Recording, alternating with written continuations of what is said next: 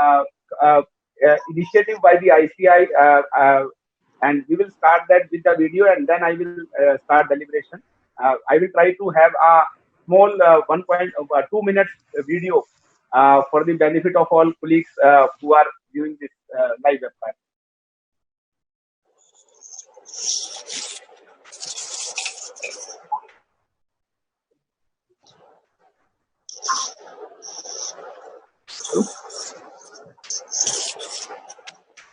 Welcome, colleagues. Good evening to all the viewers, and I'm happy to welcome all of you in this global webinar being organized today by ICAI. We have the galaxy of the eminent personalities across the globe. Before I initiate the discussion, let me share you a small video on the corona and the role of ICAI, how the ICAI is contributing to the country in the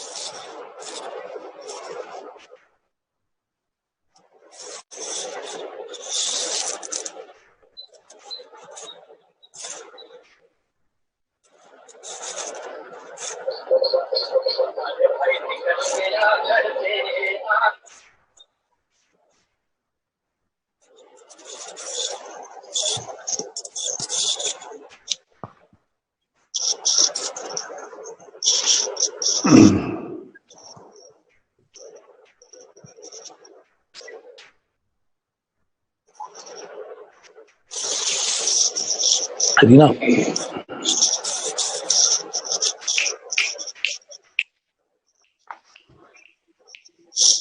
आवाज बढ़ाओ.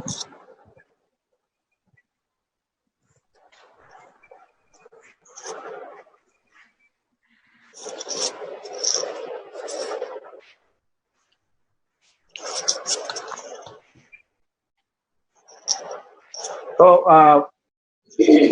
good evening, friends. I welcome all of you. This is a small contribution by the Institute of Chartered Accountants of India to fight the corona in impact in India and how the members of our profession are contributing in kind, in money and all.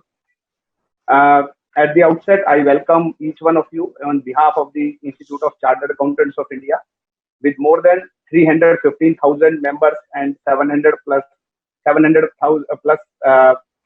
thousand students, we feel proud to host this global webinar wherein the leader of the profession from various global and regional bodies are participating. All of you know that we are passing through a difficult phase of life when COVID-19 has hit globally, and each of the economy is facing that turbulent situation. Specifically, sector like hospitality, travel, airlines are getting most affected. On humanitarian front, Our members and students are putting their best efforts to shoulder every initiative of the government, may it be serving the society or collectively contributing more than 3 million US dollar in the Prime Minister Care Fund. At this time, the role as preparer of financial statement or engagement as assurance service become more relevant and important. They not only have to pass through the tough time in terms of the healthcare and sustainability, especially for SMEs, but also they need to reskill themselves to face the challenges. Financial statement for the year 2019-20 will require a lot of disclosure on account of corona impact, may it be the valuation of inventory, lease agreements, contingent liabilities versus force measure for extension of the project completion, insurance claims, cash flow uncertainty, impairment of assets, fair value of equity, and overall going concern position of organization. Similarly, where the assurance activity will require special attention on number of standards of auditing, may it be the SA 315, 320, 540, reasonable estimates, talk about 501, valuation of inventory, 560, the subsequent events, 570, the going concern, 701, the key audit matters, and then last, the 706, the emphasis of matter. All of you will agree that with the advent of globalization, now the interdependence of economy on other jurisdictions is the reality. With this, the unification of disclosure norms and auditing standards at each jurisdiction are also benchmarked globally. Thanks for a very important role played by the IFAC, IAASB, IFRS Foundation, and other standard setters, global initiative in leading the society of professionals. The standard developed by them not only becoming a guiding force for the entire professional and the corporate, but also paving the way to protect the interest of the common man, being he is the user of the financial statement for various purposes, including the engagement or the investment. Today program on COVID impact on reporting the assurance is one of the latest examples that how the international community of professionals stand together to face the challenge and working shoulder to shoulder with common objective to serve the society. Today, leader of various global bodies and regional forums have come together to interact with professionals across the globe. We are expecting a viewership of more than 100,000 professionals and other stakeholders in today's global webinar. We are thankful to IFAC President Dr. Inkiju, the Vice President Ellen Johnson, and for exceeding our request.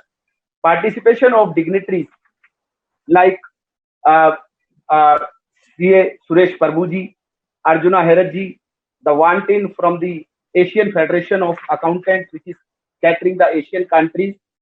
Then the participation of Tom St. Destin, the Chairman IAASB, our colleague G. Shekharji, Amon Signis from CP Ireland and Edinburgh Group, Om Chi Wai, the Council Member from the Malaysia, the Salvador Marin from the President of the European Federation of Accountants and Auditors, the Tasia Bedstone from CPA, the Manil Jaisinghe from Sri Lanka, and who is also the Chair of the Accounting Standard Board of SAFA, the Ram Subramaniam from CPA Australia, and the colleagues from the Florina Toma from Accountancy Europe, who is taking care of all the European professional bodies.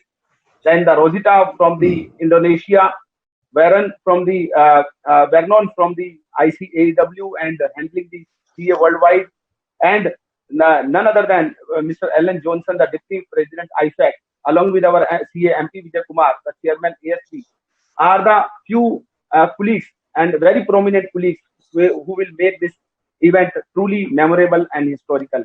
Here, before I sign off, I take this opportunity to welcome all the panelists and the viewers in the upcoming World Congress of Accountants of IFAC being hosted by the India in 2022 November. With this, I request our very honorable and very distinguished CA Sri Suresh Prabhuji, the member of the upper house of the Parliament and the Sherpa of the G7 and G20 for the Prime Minister of our country, to address all of us and all the viewers on the impact of COVID and the way forward for the global economy. Over to CA Suresh Prabhuji. Yes. Good evening, friends, and thank you, the president of my institute, and all the global leaders of this great profession, accountancy and auditing. It's an honor for me to be talking to you and be on the same page at the same time when all of you such distinguished leaders are there. Firstly, let me offer my condolences to all those who have lost lives in all parts of the world, in more than 130 countries, due to this very unfortunate pandemic, which is affecting each one of us in some form or the other. And therefore, I offer my condolences to the families. I also offer my sincere greetings with all those countries who are fighting this great medical professionals, and we'll tell you that we'll definitely win this battle by joining hands and working together, by keeping, of course, when I say joining hands, by keeping the social distance.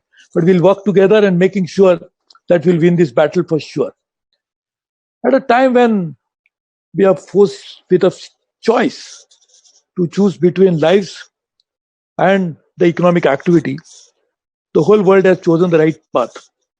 That we must save the lives, because ultimately economy is meant for whom? It is meant for those people. So we have chosen a right path of choosing that we'll save the lives first. But once we save the lives, the second important aspect that is going to come now is how to make sure that the economy progresses, because that economy itself will guarantee that those who have lives we have saved will be able to live a better life. And to do that, we have to work on many areas. The first and immediate concern, obviously, was to restore the lost economic output. And to do that, the lost output has gone, but at least to compensate for it, the governments rightfully have given huge packages. The US has given $3.2 trillion. Some other countries have given more than 10% of the GDP. And Japan has committed almost close to $1 trillion. And all of that put together will make sure that at least we'll be able to compensate partly for the lost economic activity in terms of not losing GDP substantially. But once you do that, and there's no choice but to do that, it is absolutely necessary. But we must also be, and we as accountants, we know it better, that would mean that the balance sheets of governments are going to be over leveraged. There is already some countries have got, say, US 116% of public debt to GDP ratio. So many countries now will be faced with the prospect of having over leveraged balance sheet. And how do you deal with that? Because that would mean that they will be now paying interest on those borrowed loans for a long period of time, and to service that interest, they will have to raise more taxes. That means future generations will have to pay for the debts of the past generation. And that's an intergenerational issue. And to do that, we'll have to work on some new methodologies to find out how do you deal with this.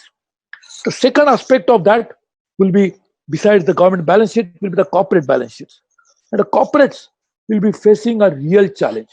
Because first, rather than bearing the balance sheet, they will have to worry about the profit loss account, the revenues.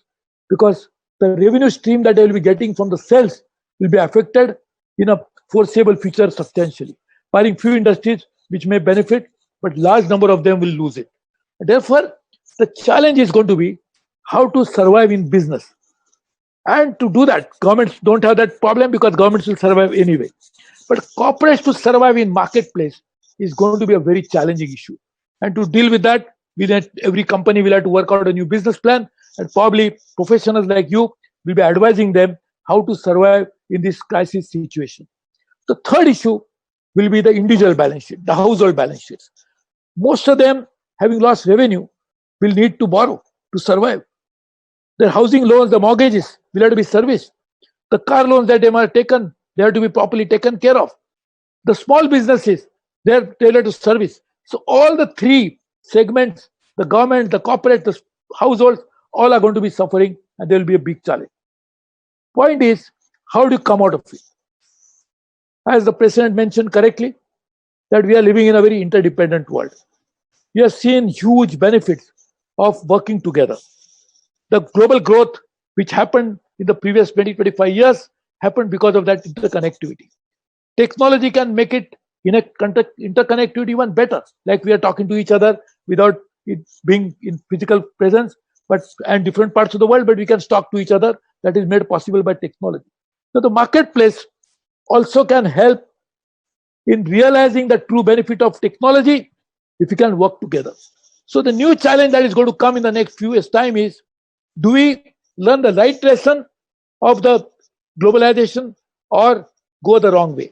I think if we choose the right path, working together, making sure that a country which has surplus cash can make investments in the other country, the country which has surplus goods can export it to the other country, and therefore we work as a team.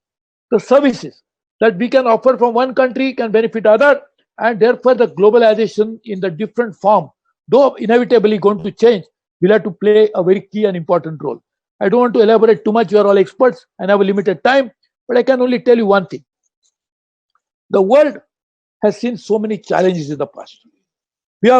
Nobody can compare this with another challenge because it's a completely unique challenge. But whatever challenges we have faced, there's one underlying strength that we always displayed, and that is that we can tide over any crisis. We have the ability to do that. But we need collective brains, collective thinking, collective wisdom to put together. And therefore, to make what form of globalization it takes, but a globalization of minds, globalization of ideas will have to happen first. Let us all put that together. And I'm very sure, very optimistic that we face some challenges, but we'll definitely tide over it. I once again thank my professionals, colleagues for making this happen. My last point is, and which the president highlighted, that's the role of auditors. The assurance that we'll give to the society. That's going to be very challenging. Should we use the same norms of going concern basis? Should we use the same standards that we had in the past in a very exceptional situation like this to decide how good the balance sheet is? Or should we think a little differently? I think all the professional bodies must come together and think together about how can we make sure that we all as a team can put these new ideas so that we do not reflect, though we definitely certify the balance sheet which is correct, but give a correct picture, little realistic picture in terms of the realistic situation that prevails outside. I'm sure we'll deal with all the issues. I'm really excited by the fact that all of you have come together. This collective wisdom, collective knowledge will see us through. Once again, I thank my alma mater, my Institute of Chartered Accountants of India, and my great professional leaders from all parts of the world for making this happen, thinking together. Thank you very much for this opportunity.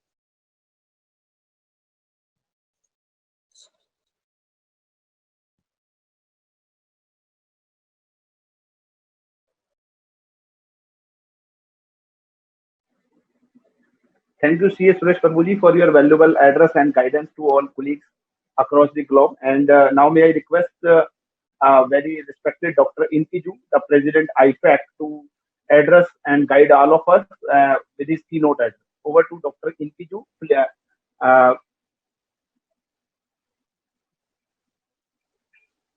Okay. Sir, you have to unmute. I am doing the unmute.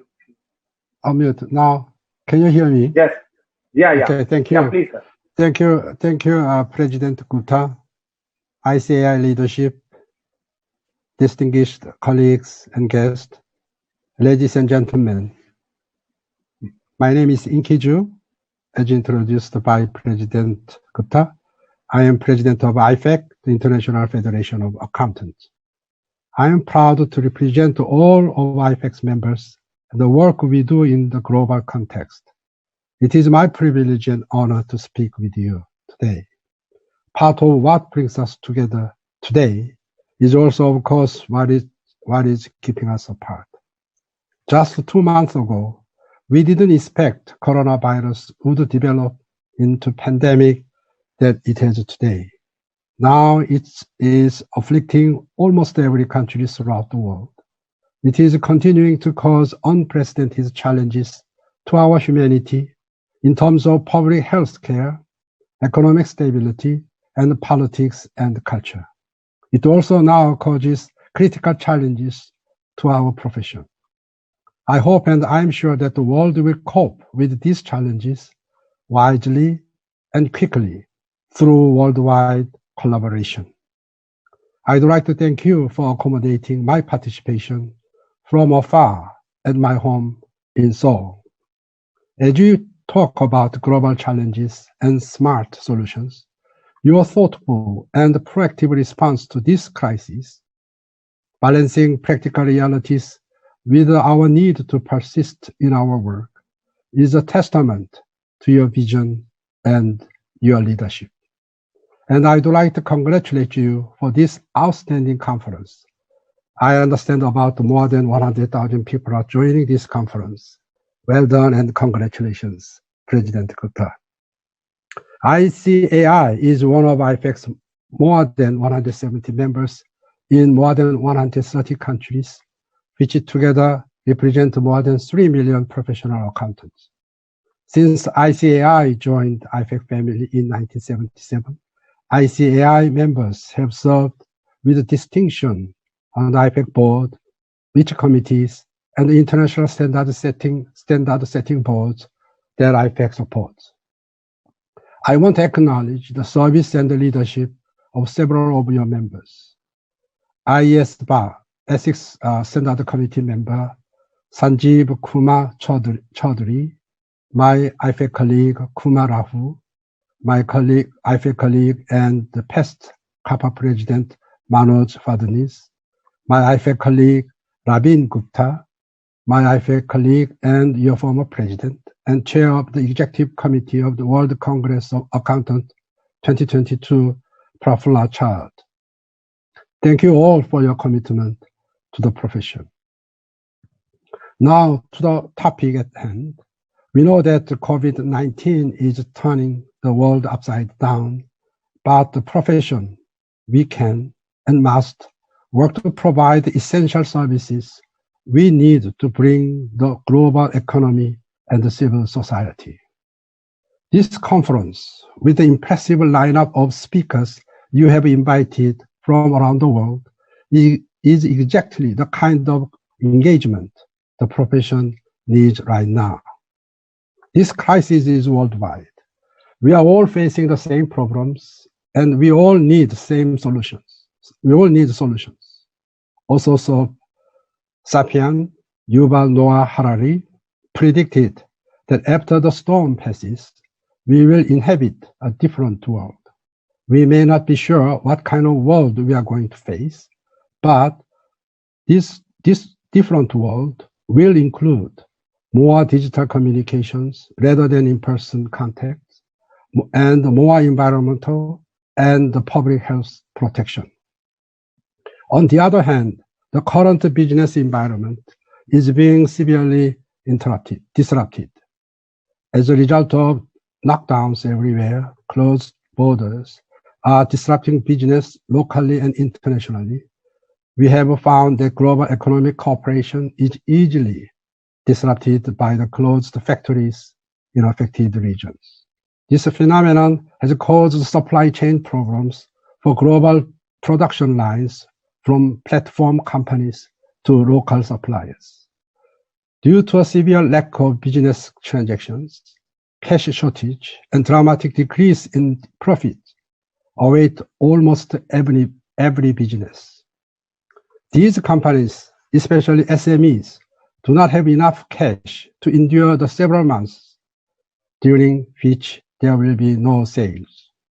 These types of businesses will soon face extreme liquidity problems with distinct possibility of them becoming bankrupt. This phenomenon threatens to be common across the world and hits SMEs, SMPs hardest. Government, societies, business professionals, and every sector of the society are making their best endeavors to stall this appalling chain reaction and restore the economy back to normal. Our profession, of course, should do its best to contribute this endeavor. As we can see in IFAC's vision, our profession is to be essential to strong, sustainable organizations, financial markets, and economies. Our profession must join the effort in restoring the economy back to normal through persistent enhancing of the relevance and transparency of the business reports for the decision makers and the key stakeholders. It is noted that in the United States, SEC released a public statement regarding the importance of disclosures related to COVID-19, particularly forward-looking disclosures, to provide investors and the market with the information necessary to make informed decisions. Integrated reporting can be an efficient and effective tool to communicate on entities' strategies for the future to key stakeholders. But it becomes even bigger challenge to prepare integrated reporting under the current disruptive circumstances. In addition to that, I'd like to offer a few thoughts on how to handle what we have already seen and how to prepare for challenges on the horizon. We can see many things coming to our profession. For organizations facing deadlines for reporting, for example, the loss of time and the restrictions of physical distancing will affect the ability of auditors, preparers, and issuers to do their jobs and report their findings promptly. Our list of challenges is formidable and uncertainty around them is significant. How will we respond to physical disruptions, not only in our clients' operations, but also our own? What if audit evidence available during this crisis is simply too little or too weak to inform an audit opinion in time for legal deadlines? How will asset devaluation affect the viability of countless businesses and raise questions around the going concern status? How will we deal with legal and contractual non-compliance as supply chains crumble and the cash flows dry up? How will professional accountants meet their continuing professional development requirements? How should we do to promote the well-being of individual professional accountants? And how do we handle the onboarding of new hires? These are just a few of many enormous questions we must answer. These questions are way more relevant to SMEs and SMPs. The many insights of the contributors to our discussion today will help the accountancy profession learn, focus, and adapt. But we should not expect to solve all of our problems today. We will have to live with uncertainty about this virus, maybe for a long time. We are used to the idea that change is coming. The urgency of scale of COVID-19 crisis is exceptional. But for our professional accountant, necessity of growth and adaptation is not. Fundamentally, our goals have not changed. Financial statement is still a financial statement, and audit is still an audit. However, many of the ways we achieve them will change. The imperative for all of us is creativity and flexibility. Using digital tools is a good place to start. Inventory observation, for example, cannot proceed in person when lockdown orders keep auditors from visiting their clients. But some auditors might be able to video conference into their clients' facilities to check inventory remotely. Of course, this example that I have just raised is quite narrow compared to the broader issues we must consider. There might be dead ends and things that we find we cannot do right now, and that must be postponed. There will be important issues to define and raise with clients and with regulators as soon as possible, as they will substantially affect audit opinions. IFAC is working with the firms, member bodies, and all others in the IFAC network to address these points. This effort will be easier if we are all in it together, which brings me to my next point. We must learn from each other. Many organizations are publishing material about reporting and assurance services during the COVID-19 crisis. I commend ICAI for being a leader among them. Your piece on impact of coronavirus on financial reporting and auditors' consideration, for example, is a remarkably thorough and helpful document, both for its specific guidance to Indian professional accountants and for its general comments on the impact of COVID-19 on reporting and assurance. We have posted a link to that piece on IFAC's dedicated COVID-19 resources page. We have found thought guidance from all of our network, including many contents hubs hosted by member bodies with outstanding breadth and depth of information. I see that SMPs and their SME clients are especially vulnerable to the financial and practical consequences of this crisis. As the profession is rallying to provide solutions and guide to navigating this crisis, we aim to get this information to SMPs and SMEs that might need it. We have recently updated the site to include online continuing professional development opportunities shared by our member organizations that are being made available to each other, including ICAIs. The World Bank and other large firms have cited this IFAC initiative as a valuable platform. The material we have arranged is a true testament of the profession coming together for the common good and in the public interest. I encourage everyone, especially SMPs, to visit our page and to explore what the accountancy profession is seeing and saying during this crisis. IFAC is working to facilitate the exchange of ideas. Thank you for being partners in that exchange. I would like to emphasize that we can learn from each other's best practices. ICAI had led by example with its digitalization of member and student services. This digital transition will be crucial for all PAOs in the immediate future. We must learn from each other and collaborate with each other to cope with this unprecedented situation and lead all efforts to ensure a better future. IFAC, as the global accountancy profession, is in the best position to facilitate this collaboration across the world. The COVID-19 resources page is a good example. Ladies and gentlemen, I'd like to emphasize two things. Digitalization in our daily life will proceed at a much faster speed, and the world will become even closer and cooperative rather than separated and isolated through our collaborative efforts in coping with the coronavirus across the globe. No one knows where this global health agency emergency will subside. But in the meantime, as a professional accountant, we must carry on and keep sight of our goals. Our work in the public interest is more important now than ever.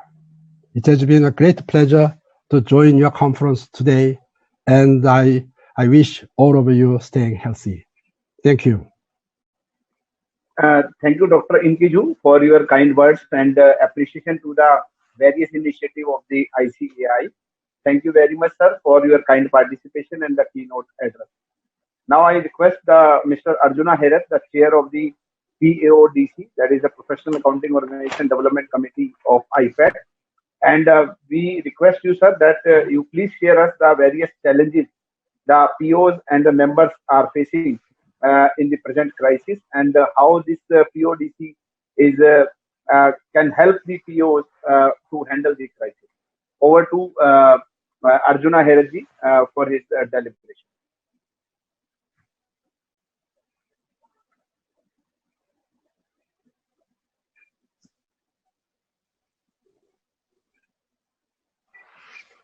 Arjuna Herath.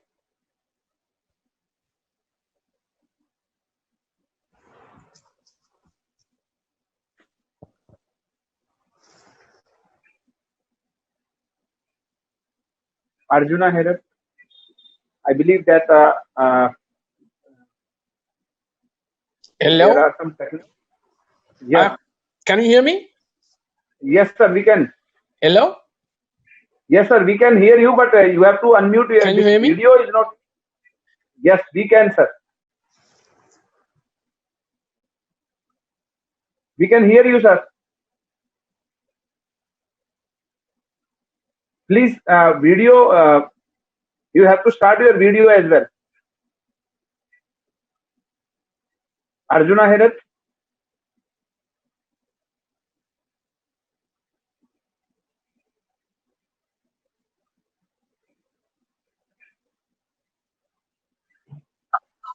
Yeah. Yes, I can hear you. Am I audible? Connection Yes, you is are not audible, very sir. stable. You are audible, sir. You can start your deliberation on the challenges the POs and the members are facing and how the PODC can support.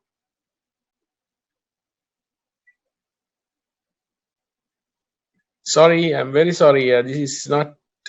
I'm not getting. It's breaking. Can you hear me now? Yes, we can hear you.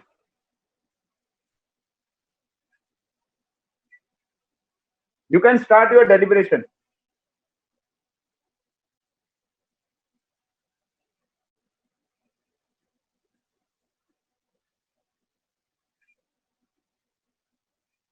Okay, I believe the connection problem is there, and before we will come back to Arjuna maybe later on. And right now, I request Mr. Ventin, the president of the Asian Right. Federation of Accountants. I'm there now. Can you hear me?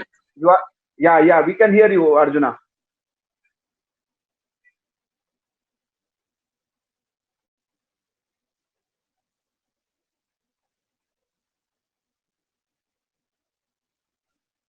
I believe some connection issue is there. May I request Mr. Ventin, the president of the Asian Federation of Accountants, to address all of us and the challenges being faced by the Asian countries and how this AFA is and providing the support to the Asian countries in this hour of crisis. Over to Mr. Ventin.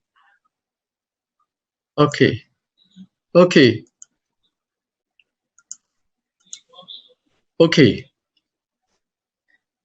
Everybody, good evening. Can you hear? Yes, we can. Yeah, we can hear you. Right. Right. Everybody, good evening. I am based in the Yangon, Myanmar. My office, ASEAN Federation of Accountants Secretariat Office in Jakarta, Indonesia. So good evening to the Mr. Suresh Prabhu, Honorable MP Raja Sabha, and the Prime Minister Sabha for the G7 and G20.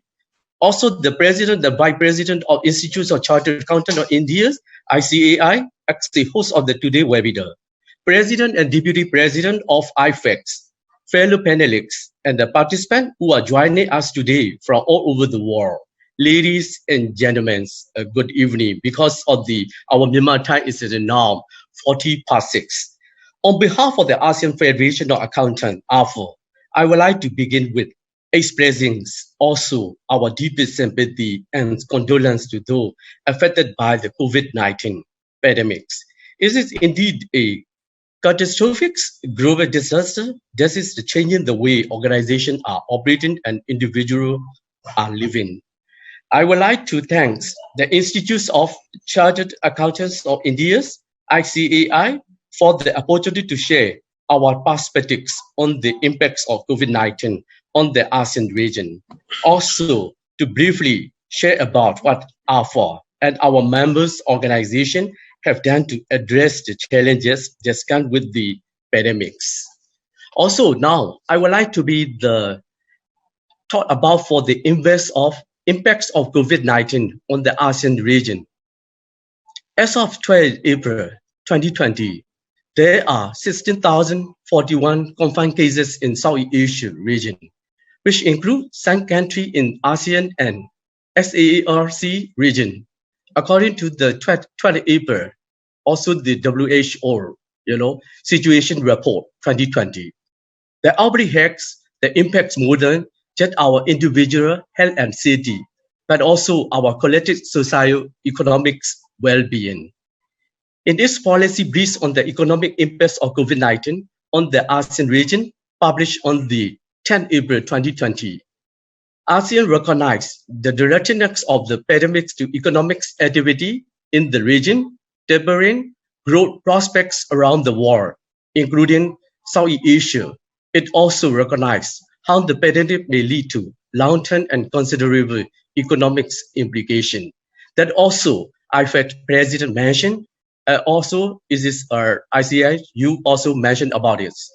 ASEAN acknowledges how the ASEAN country has rolled out various measures to counter the impact of pandemics. Stimulus measures include, among others, tax break, subsidy, including targeted supports and the cash assistance, and moratorium on the loan payments and pension contribution. Central Bank also lower interest rates, reduce reserve requirements, and purchase government bonds.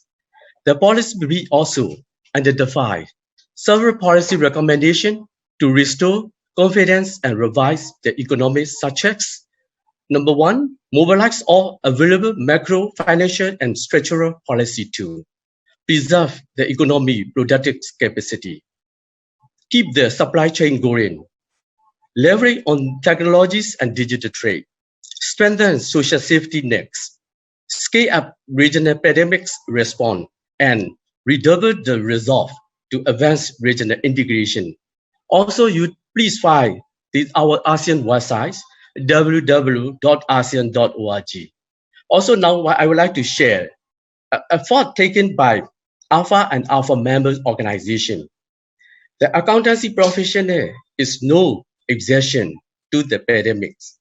Firms, businesses, and accountants as individuals are severely affected by many limitations and challenges that come with the outbreak.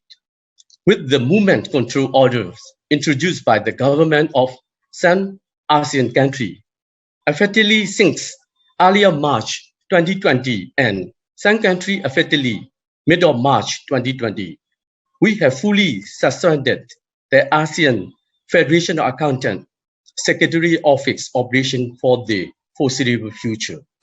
We are closely monitor the situation and consider our option in terms of hosting our council meetings, events, and other activity in 2020. Similar measures are being taken by our members' organization in their respective jurisdiction. Our utmost priority is on the health, safety, and well-being of our staff and our members all over the world. As the region body for the ASEAN accountancy professional, we recognize the importance of the maintaining communication with and the strengthening collaboration between our members' organization. We believe it is important to leverage our network of our POs, partners, and stakeholders, and our collective resource to provide members with access to COVID-19 updates and resources. The role of technology becomes more important under the different control orders introduced by governing authority in most jurisdictions. Alpha and our members' organization are exploring possibility for moving our activities online. Some of our members' organization has successfully recalibrated most of their members' developments and CPD activities into virtual platforms. Webinar such as today you hosted is an example of how we could prevail under the circumstance. As an IFAD network partner, we took a page out of IFAD, both and set up a dedicated page in our website, collating relevant updates and resources for ASEAN accountants. It's also previous president of IFAD mentioned about it. I believe it even more crucial now for the regional body to facilitate sharing not only between their members' organization, but also relevant stakeholders in their respective region. I am encouraged to see how ASEAN PAO are actually coming out with country of regional specific resources. Our collective resources are limited, but together we can create a pool of knowledge that can benefit our members and the stakeholders. I believe it is even more important now to show our members the accountant that we continue to provide leadership and support in the challenges time. Now, I would like to be the thought about practical challenges faced by the preparers of the financial statement and auditors in the ASEAN countries. I believe practitioners, preparers, and auditors in Southeast Asia and other regions are facing similar practical challenges under the current situation. Previously also, President of IFEX mentioned about it. With health and safety as priority, it is difficult to see how practitioners can continue operating normally under the circumstance. As movement is limited, preparer and auditors' ability to prepare and audit report are also challenges. Normal activities such as preparing reports on sites for the preparers and attendance at the client site to conduct stock take and valuation of inventory audit testing for auditor are now almost impossible during this critical time. Confirmation with bank, debtors, and creditors may also take more time as they also face similar operational challenges. One of our members, PO, Malaysia Institute's accountant, put up for frequently asked questions about our region, practical challenges, and I have no doubt that this is similar with other regions. On a more strategic level, auditors also need to consider potential challenges in terms of group audits and reporting dates. Practitioners need to think about how COVID are affecting the entity, going concerns and liquidity of their assets and liabilities. Would business have ability to continue to operate post-COVID-19? This will be the question marks. Finally, practitioners also need to consider technical challenges that COVID-19 has brought to, particularly implementation of IFRS standard or the jurisdiction local equivalence. Matters such as impairment assessment, content modification, fair value measurements, and impacts of government assistance, realization, and policy on incentives needed to be carefully considered to ensure consistent application of the standards. So now I would like to explain about for the whole solution from the Alpha and Alpha member organization. To suppose ASEAN accountants, our member organization has introduced a plethora of solutions responding to the challenges that come with the COVID-19, providing online access to various updates and resources, including guidance for consistent implementation of the standards, as well as opportunity for professional developments, are some measures that our members organization have brought into the table. Let me share with you some example. Singapore is probably the first country in our region who actually introduced measures to counter the pandemics. The Institute of Singapore Chartered Accountants organized the PO has published several resources to support accountants and practitioners in the country. Also, you can go on the, this is Singapore Chartered Accountant websites, isca.org.sg. Also, one of the member PO, Malaysia Institute of Accountants, MIA, has also been very active in providing COVID-19 updates and resources to their members. Similar to IFEX and Alpha, MIA has put together an extensive list of resources, including segments. Also, previously, the IFEX president mentioned about it. Frequently asked questions, FAQ, technical guidance, articles and speeches from relevant Malaysian and global organizations. MIA also published its COVID-19 at the frequently asked questions to clarify several audit matters and a write-up on the additional measure to support SME affected by COVID-19 outbreak. Also, as well as one of the member Institutes of Indonesia Chartered Accountant is supporting the Indonesia Financial Accounting Standard, both in the issuing several guidance to clarify implementation of their Indonesia equivalent of IFRS 9, IFRS 13, and IS 10 under the COVID-19. To support this, they have successfully conducted a virtual webinar on Indonesia local equivalent of IFRS 9 to the guide practitioner in consistently implement the standard under COVID-19. You will hear more on this from ICAI later presentation. I am also pleased to observe how our associate members, their global POs are actively and consistently coming up with and sharing different COVID-19 updates and results. We will continue to work with our members' organization to actively share information and access to these results with accountants in ASEAN region. In conclusion, I hope you have a better understanding of how COVID-19 is impacting the ASEAN region after this short address. More importantly, I hope today's discussion can serve as a platform for further collaboration and sharing between POs, regional bodies, our partners, and stakeholders. AFA is committed to continue our effort in facilitating sharing of updates and resources between the AFA members organization and our ASEAN stakeholders. I look forward to hear and learning from other panelists on the measure that their organization has introduced to respond to COVID-19. We beg wishes to all of you, as well as all over the world, for safe, healthy, and well-being, and quickly overcome from pandemic COVID-19. Thank you so much. Thank you. Thank you, Mr. Wanting, for a very useful update and guidance to all the Asian related countries, POs, and our members who are there. And now over to Arjuna Herat, who in our last attempt could not connect well because of the networking issue. Over to Arjuna Heratji, and my request to you to guide us.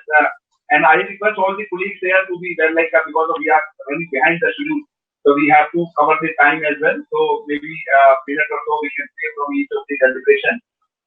Arjunaji, we are expecting some guidance from your side and how this COVID is impacting the POs and their members, and how the PODG can support from the ICAI. Over to Arjuna Herat. Thank you very much, President Atul. Can you hear me clearly? Yes. Yeah, my apologies. I think I had a technical hitch on this side, and sorry and apologies for not being able to take up that earlier slot. First of all, thank you very much to the President of ICAI, President Atul, and his team. I also wish to acknowledge the presence of the keynote speaker, Honorable Suresh Prabhu, and also the IFAC President, Inky Ju, and the Vice President, Alan Johnson, all of whom we associate very closely. I think this is a very important forum, and I think giving me the opportunity to talk on behalf of the Professional Accountancy Organization Development Committee I take the opportunity to thank you for that. I just want to handle two areas of, I thought, which may be of importance to the audience. One is on the topic itself, and the theme itself is about application of at least accounting standards and auditing standards and its application in the current scenario. I just want to talk a little bit about the challenges around that. And then I also would like to say something around the PA or DC of IFAC's involvement in trying to help the institutes and PAs across the world in trying to manage what's coming up. So if you really see the application of accounting standards under this crisis scenario has really created a lot of uncertainty and anxiety among a lot of stakeholders. Lots of PAOs have responded to this challenge by providing general guidelines, and those are, I think, widely available for the use of institutes across the world.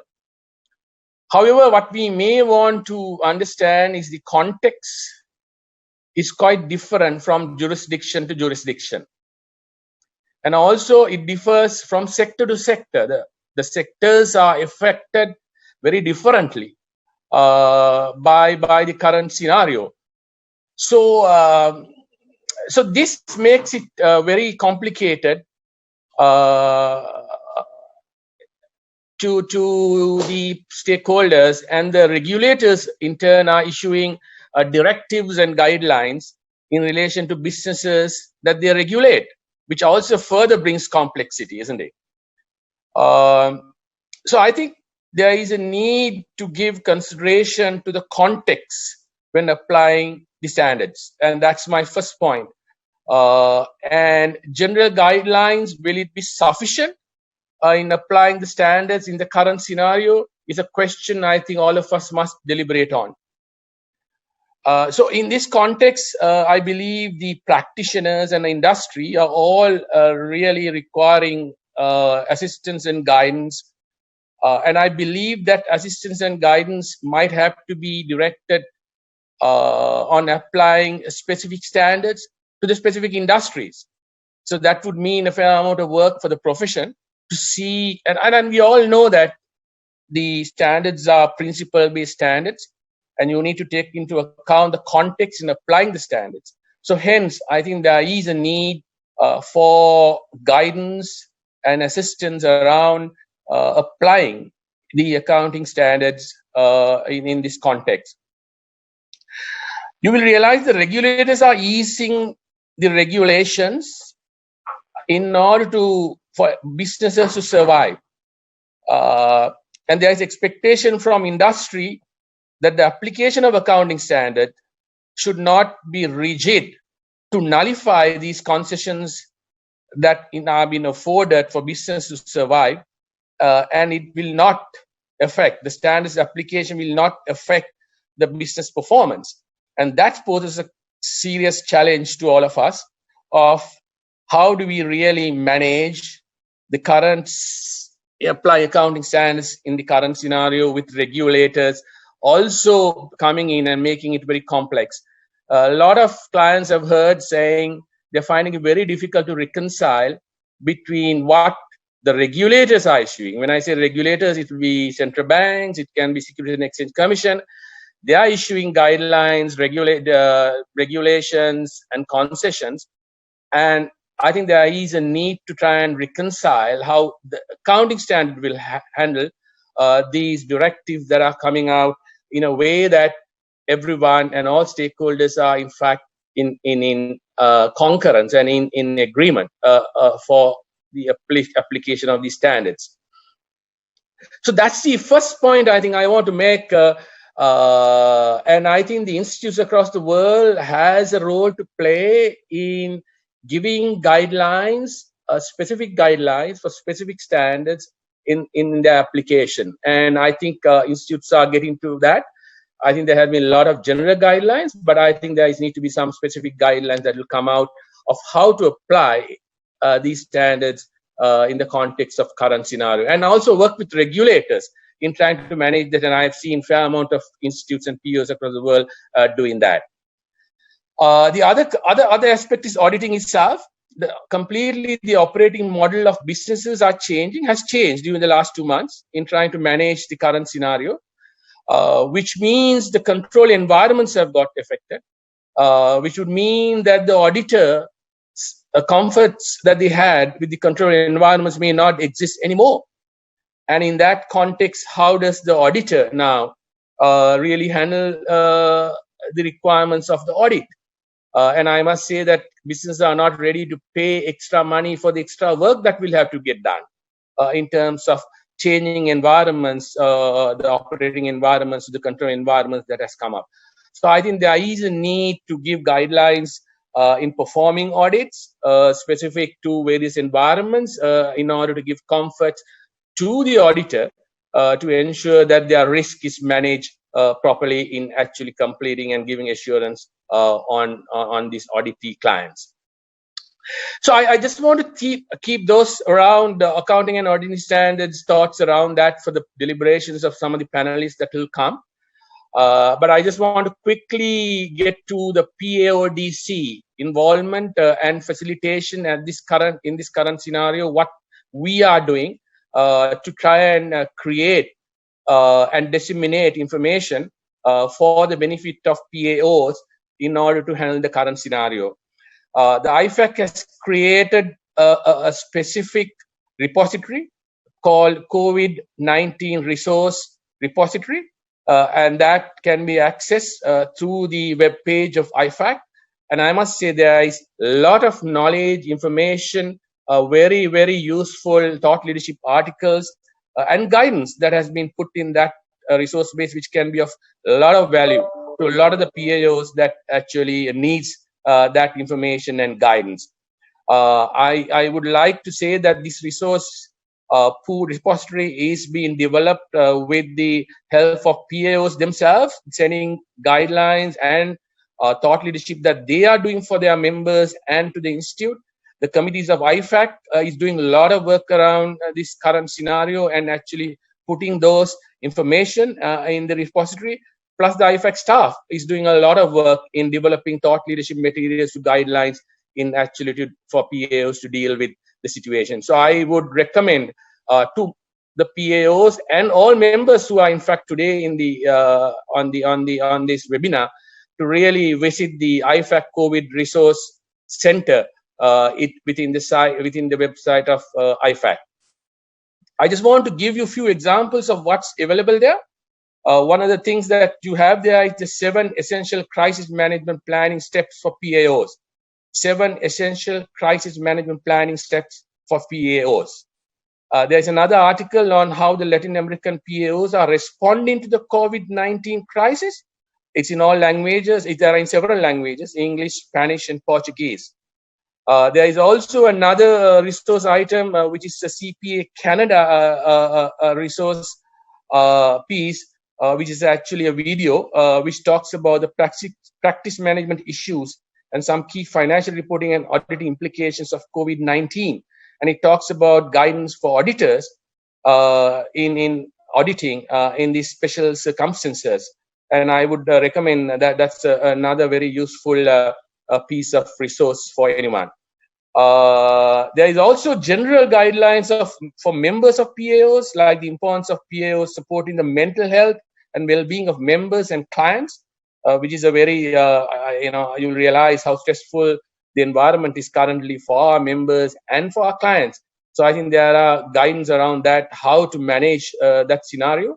And also there is an article on how to formulate a plan to work remotely for our practicing members. So these are some of the guidelines, but I must say there's a lot of resources within there which can be of immense use. I must say that the IFAC and POADC has been conducting seminars across the world, webinars across the world. The last one was on April 7th with the French-speaking PAOs, mostly African PAOs of the French-speaking Africa, and it was with collaboration with FIDEP and PAFA. And UNCTAD joined it because UNCTAD wants to support those PAOs in actually coming out of and also giving guidance and assistance with members. And we have UNCTAD actively involved in that area. We also have the webinar that we held on for the Anglophone PAOs in Africa on the 9th, and that was well attended as well. So going forward, these webinars may be rolled out to the other regions of the world, which might be of immense value to our PAOs and members. So with that, I don't want to take too much of a time. If there is opportunity for questions, I'll be there to answer. Thank you once again. Thank you very much once again to President Atul and his team for organizing this very pertinent webinar for the rest of the world. Thank you very much. Thank you, Arjuna, and we also appreciate your new publication on the future of the POs, that is by the PODC, and we are working on that as well. Thank you very much for your nice, kind address. Now we have with us Mr. Tom Sadenstein from who is the chair IAASB, and he will address the impact on the assurance function and the initiative of the IAASB in that regard. Over to Tom. Thank you very much. Good morning from the Washington, D.C. area.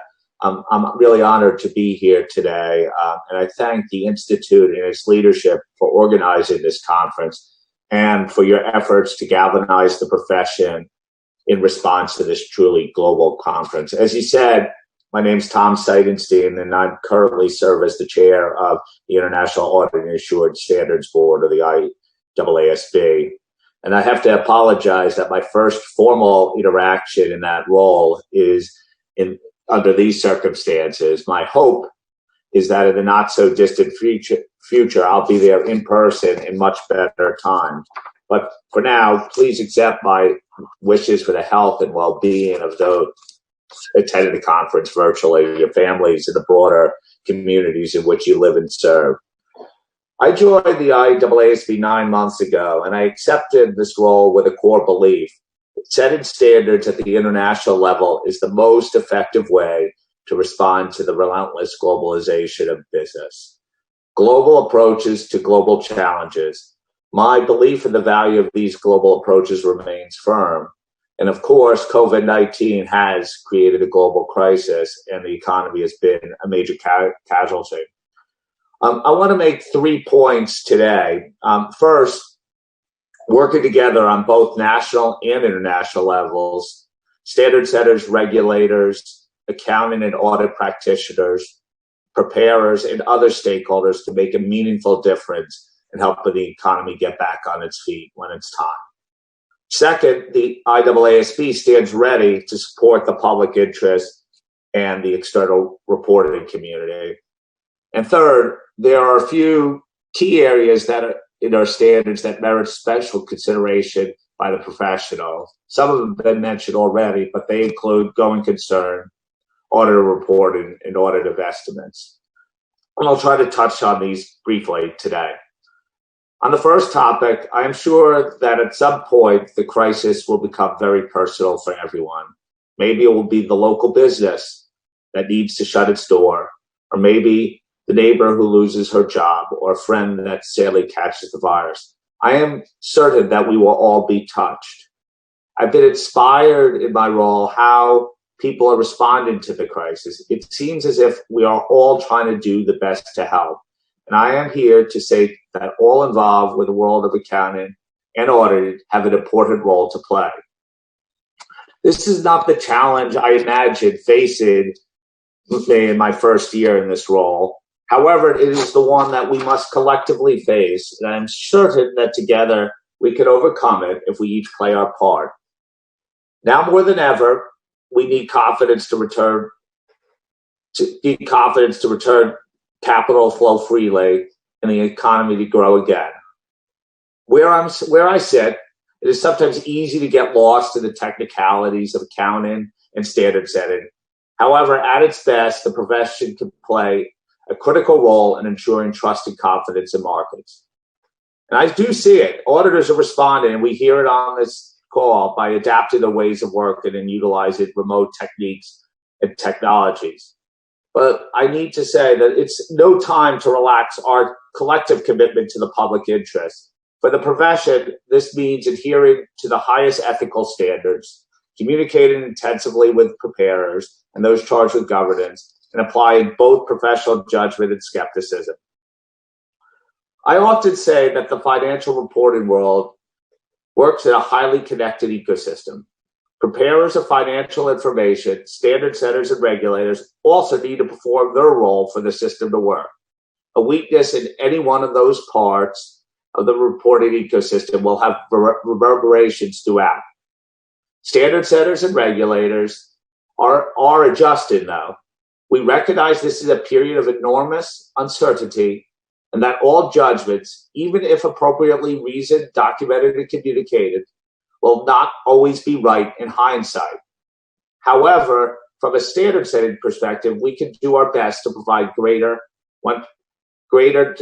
assistance to those trying their best to comply with our standards and rules.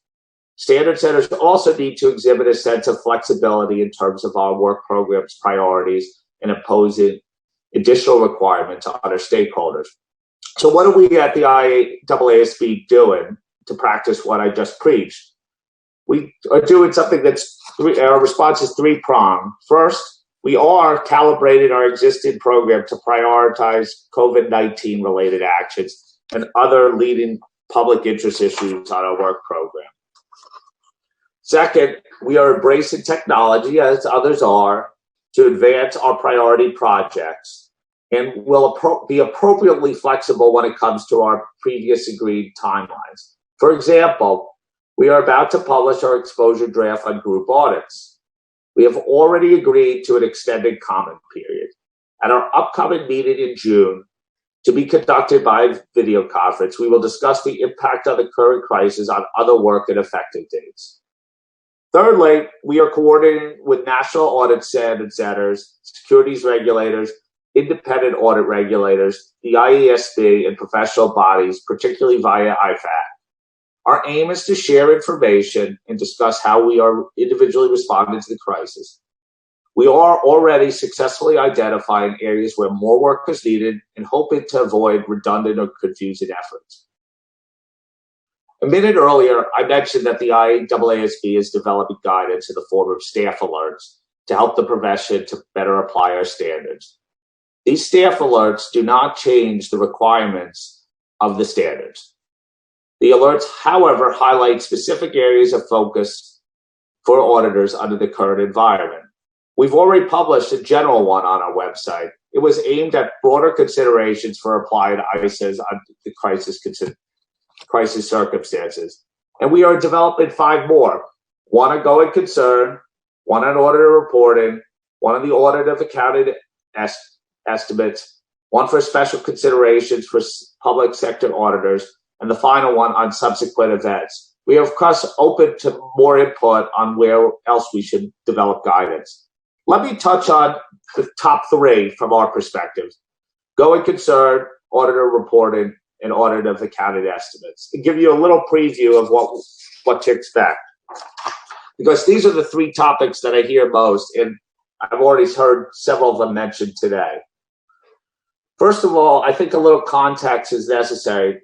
ICEs are a principle-based standard, and when we speak to national standard setters, we are hearing that they are robust enough to be adapted to the current environment.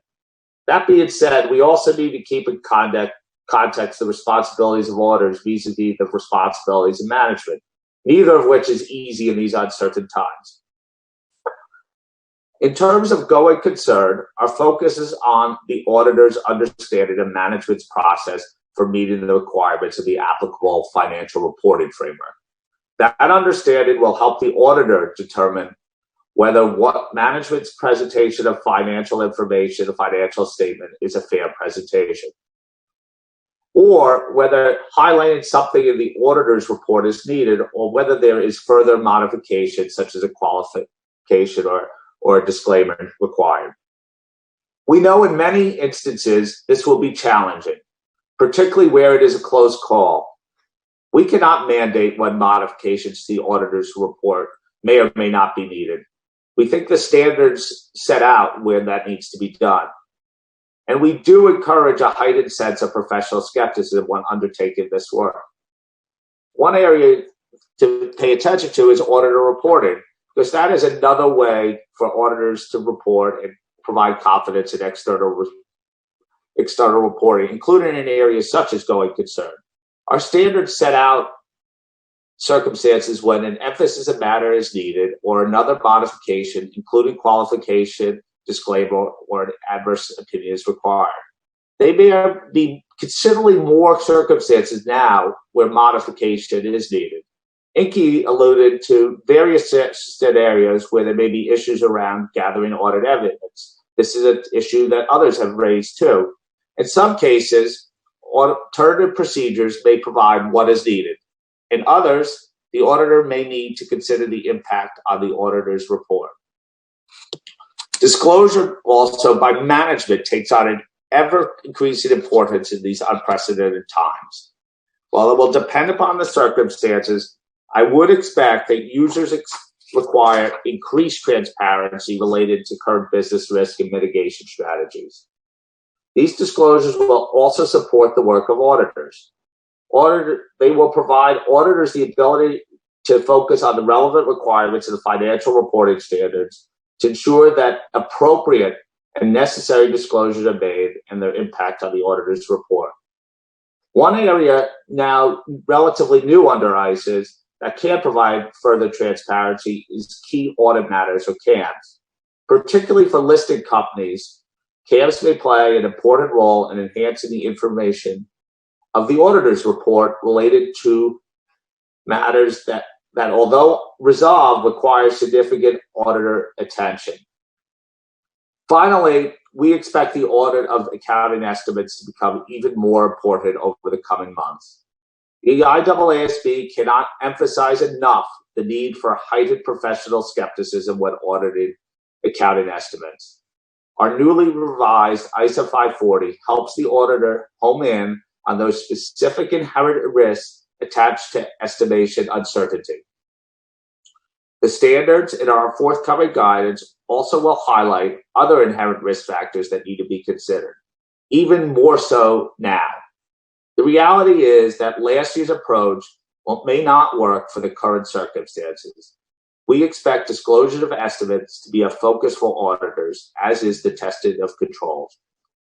I've outlined what is our initial response to the crisis. I say initial response because I know that there will be twists and turns. Through our coordination efforts, we know that we will need to adapt. However, I wish to convey to all that the IAASB is ready to play its role in helping to rebuild confidence in the global economy.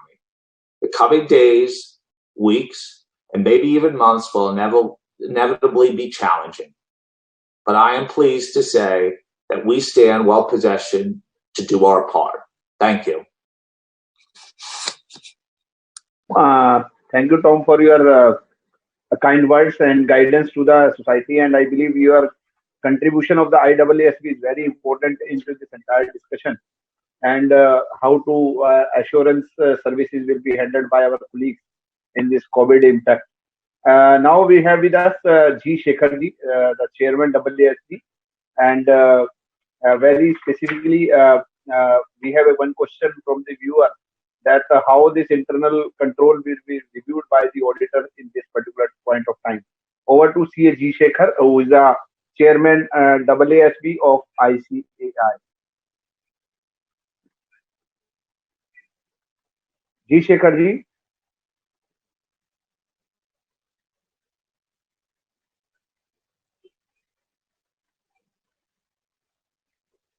G. Shekhar.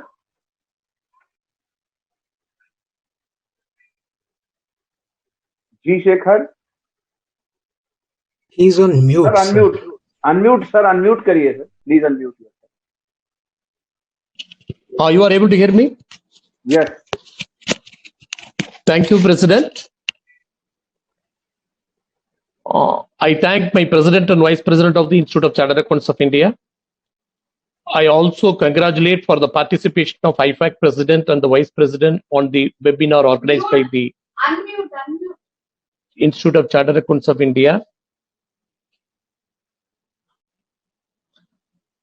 See, the whole globe is working on a very challenging situations in the last 3 months. There are a lot of uncertainties involved in the business, profession, as well as in the economical point of view. The uncertainties arises primarily from the interruption of production, supply chain, disruption, availability of personnel, and closure of facilities, etc. The challenges are faced by manufacturing industries, service sector, financial institutions, and various organizations like tourism, entertainment industry, hospitality industry, etc. Only the person as on date not affected much is the essential service system. Under these said circumstances, the professional accountants has to complete their financial audit of their financial statements. And we are having a lot of restriction on travel and access to client locations. An auditor would be facing practical difficulties in carrying out the audits. But at the same time, we must not undermine the delivery of high quality audits. Audits should continue to be planned and performed in compliance with auditing standards. So we identified certain areas, the assessing the risk of material misstatement and materiality of planning. Due to the COVID-19, there are a lot of operational disturbances resulting in changes to the business model, contractual non-compliance, especially force majeure, and the act of God, the cancellation of contracts, how to deal with it, liquidity and working capital issues given in the reduced impaired ability of service, asset valuation, all these things should be involved. Here, the auditor should discuss with the TCWG and management whether the COVID-19 has been incorporated into the risk assessment process and how they have identified and assessed the significance of the emerging business risks. The auditor should also consider the disclosures required in the financial statement. In this regard, the auditor is expected to consider the ISA 320, that is Indian SA 320, on the material planning and performing the audit. In the aspect of financial statements and reasonable estimation, there is a lot of challenges in the items of certain advisories specifically related to accounting issues like impairment of assets like goodwill, property, plant and equipment, intangible assets, the valuation of impairment of receivables, loans and advances, valuation of defined benefit plans and obligation, stock compensation, contractual penalties, employment termination benefits, insurance recoveries related to business interruptions, contract of onerous provisions, allowances of expected credit losses. The auditor has to ensure in that circumstances how the management has assessed the effect of estimation uncertainty or the risk assessment and the audit evidence supporting these accounting estimates and related disclosures that may be required by the impact of COVID-19 on the business entity and the economic environment.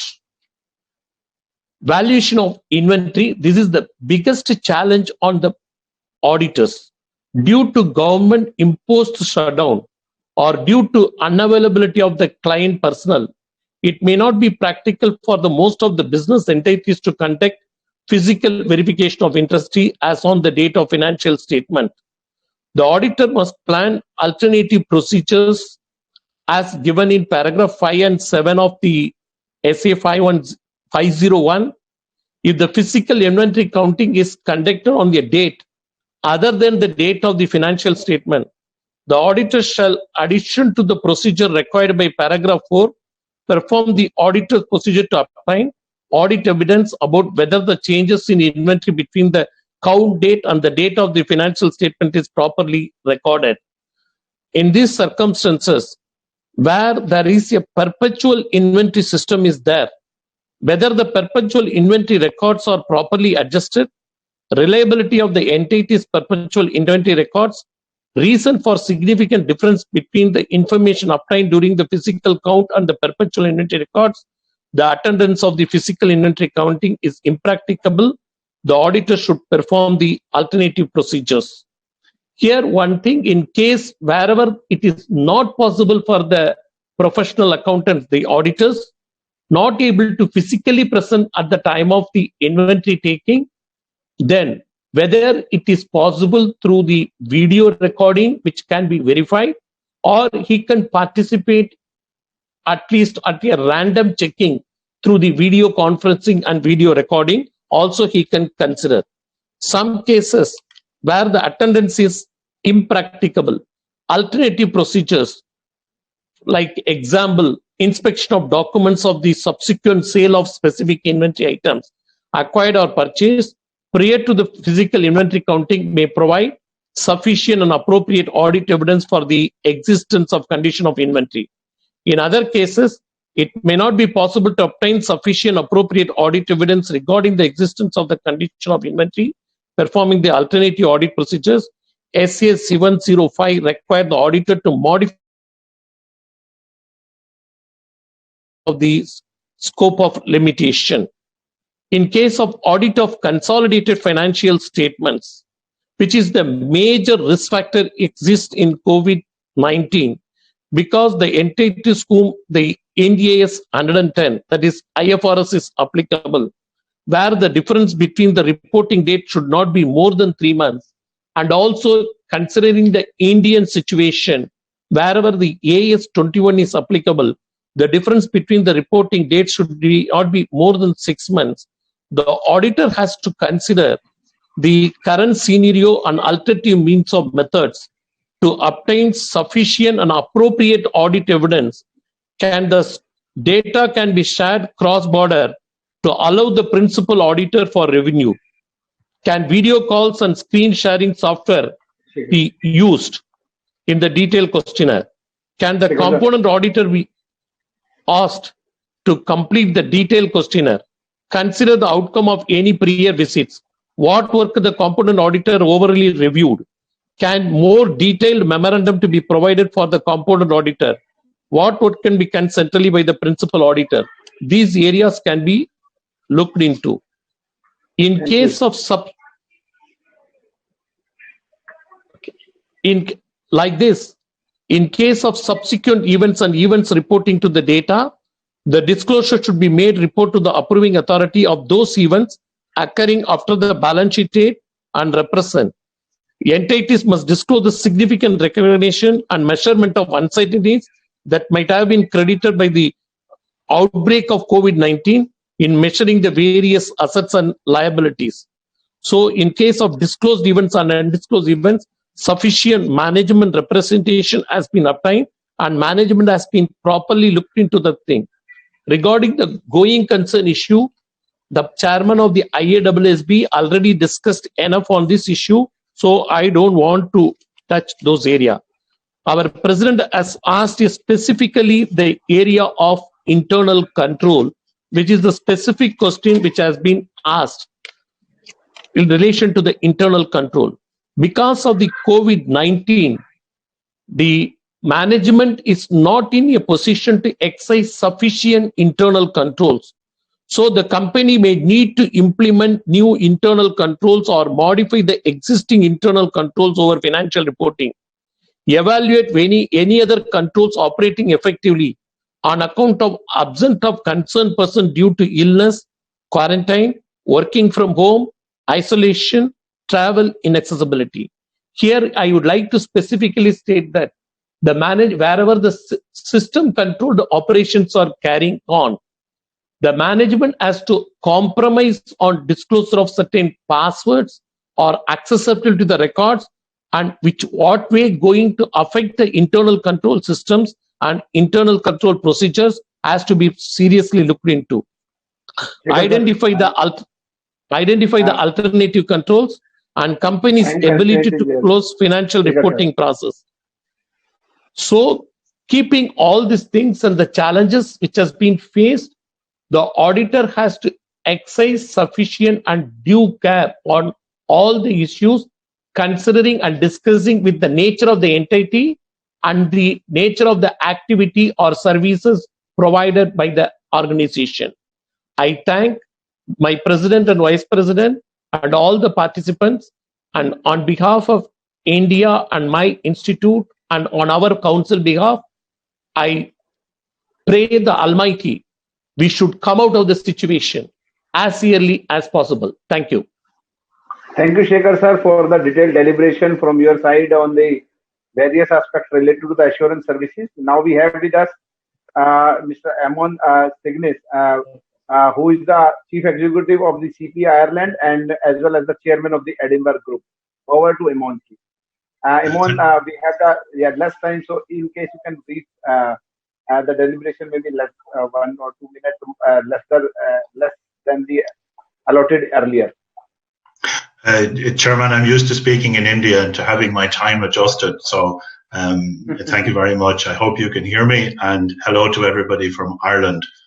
I'm going to increase your blood pressure, President, by trying to share my screen with the view that you don't have to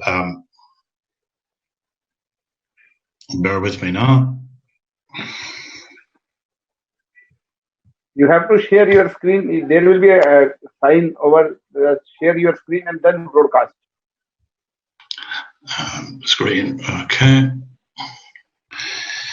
And I hope, President, you can see a presentation. Yes, no? No. No, that's not good. Broadcast. You have to broadcast the screen. Share the screen and broadcast. Bear with me.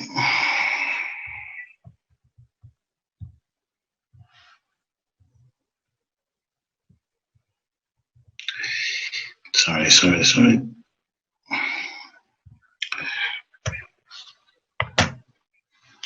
now, Chairman? Yes, we can see.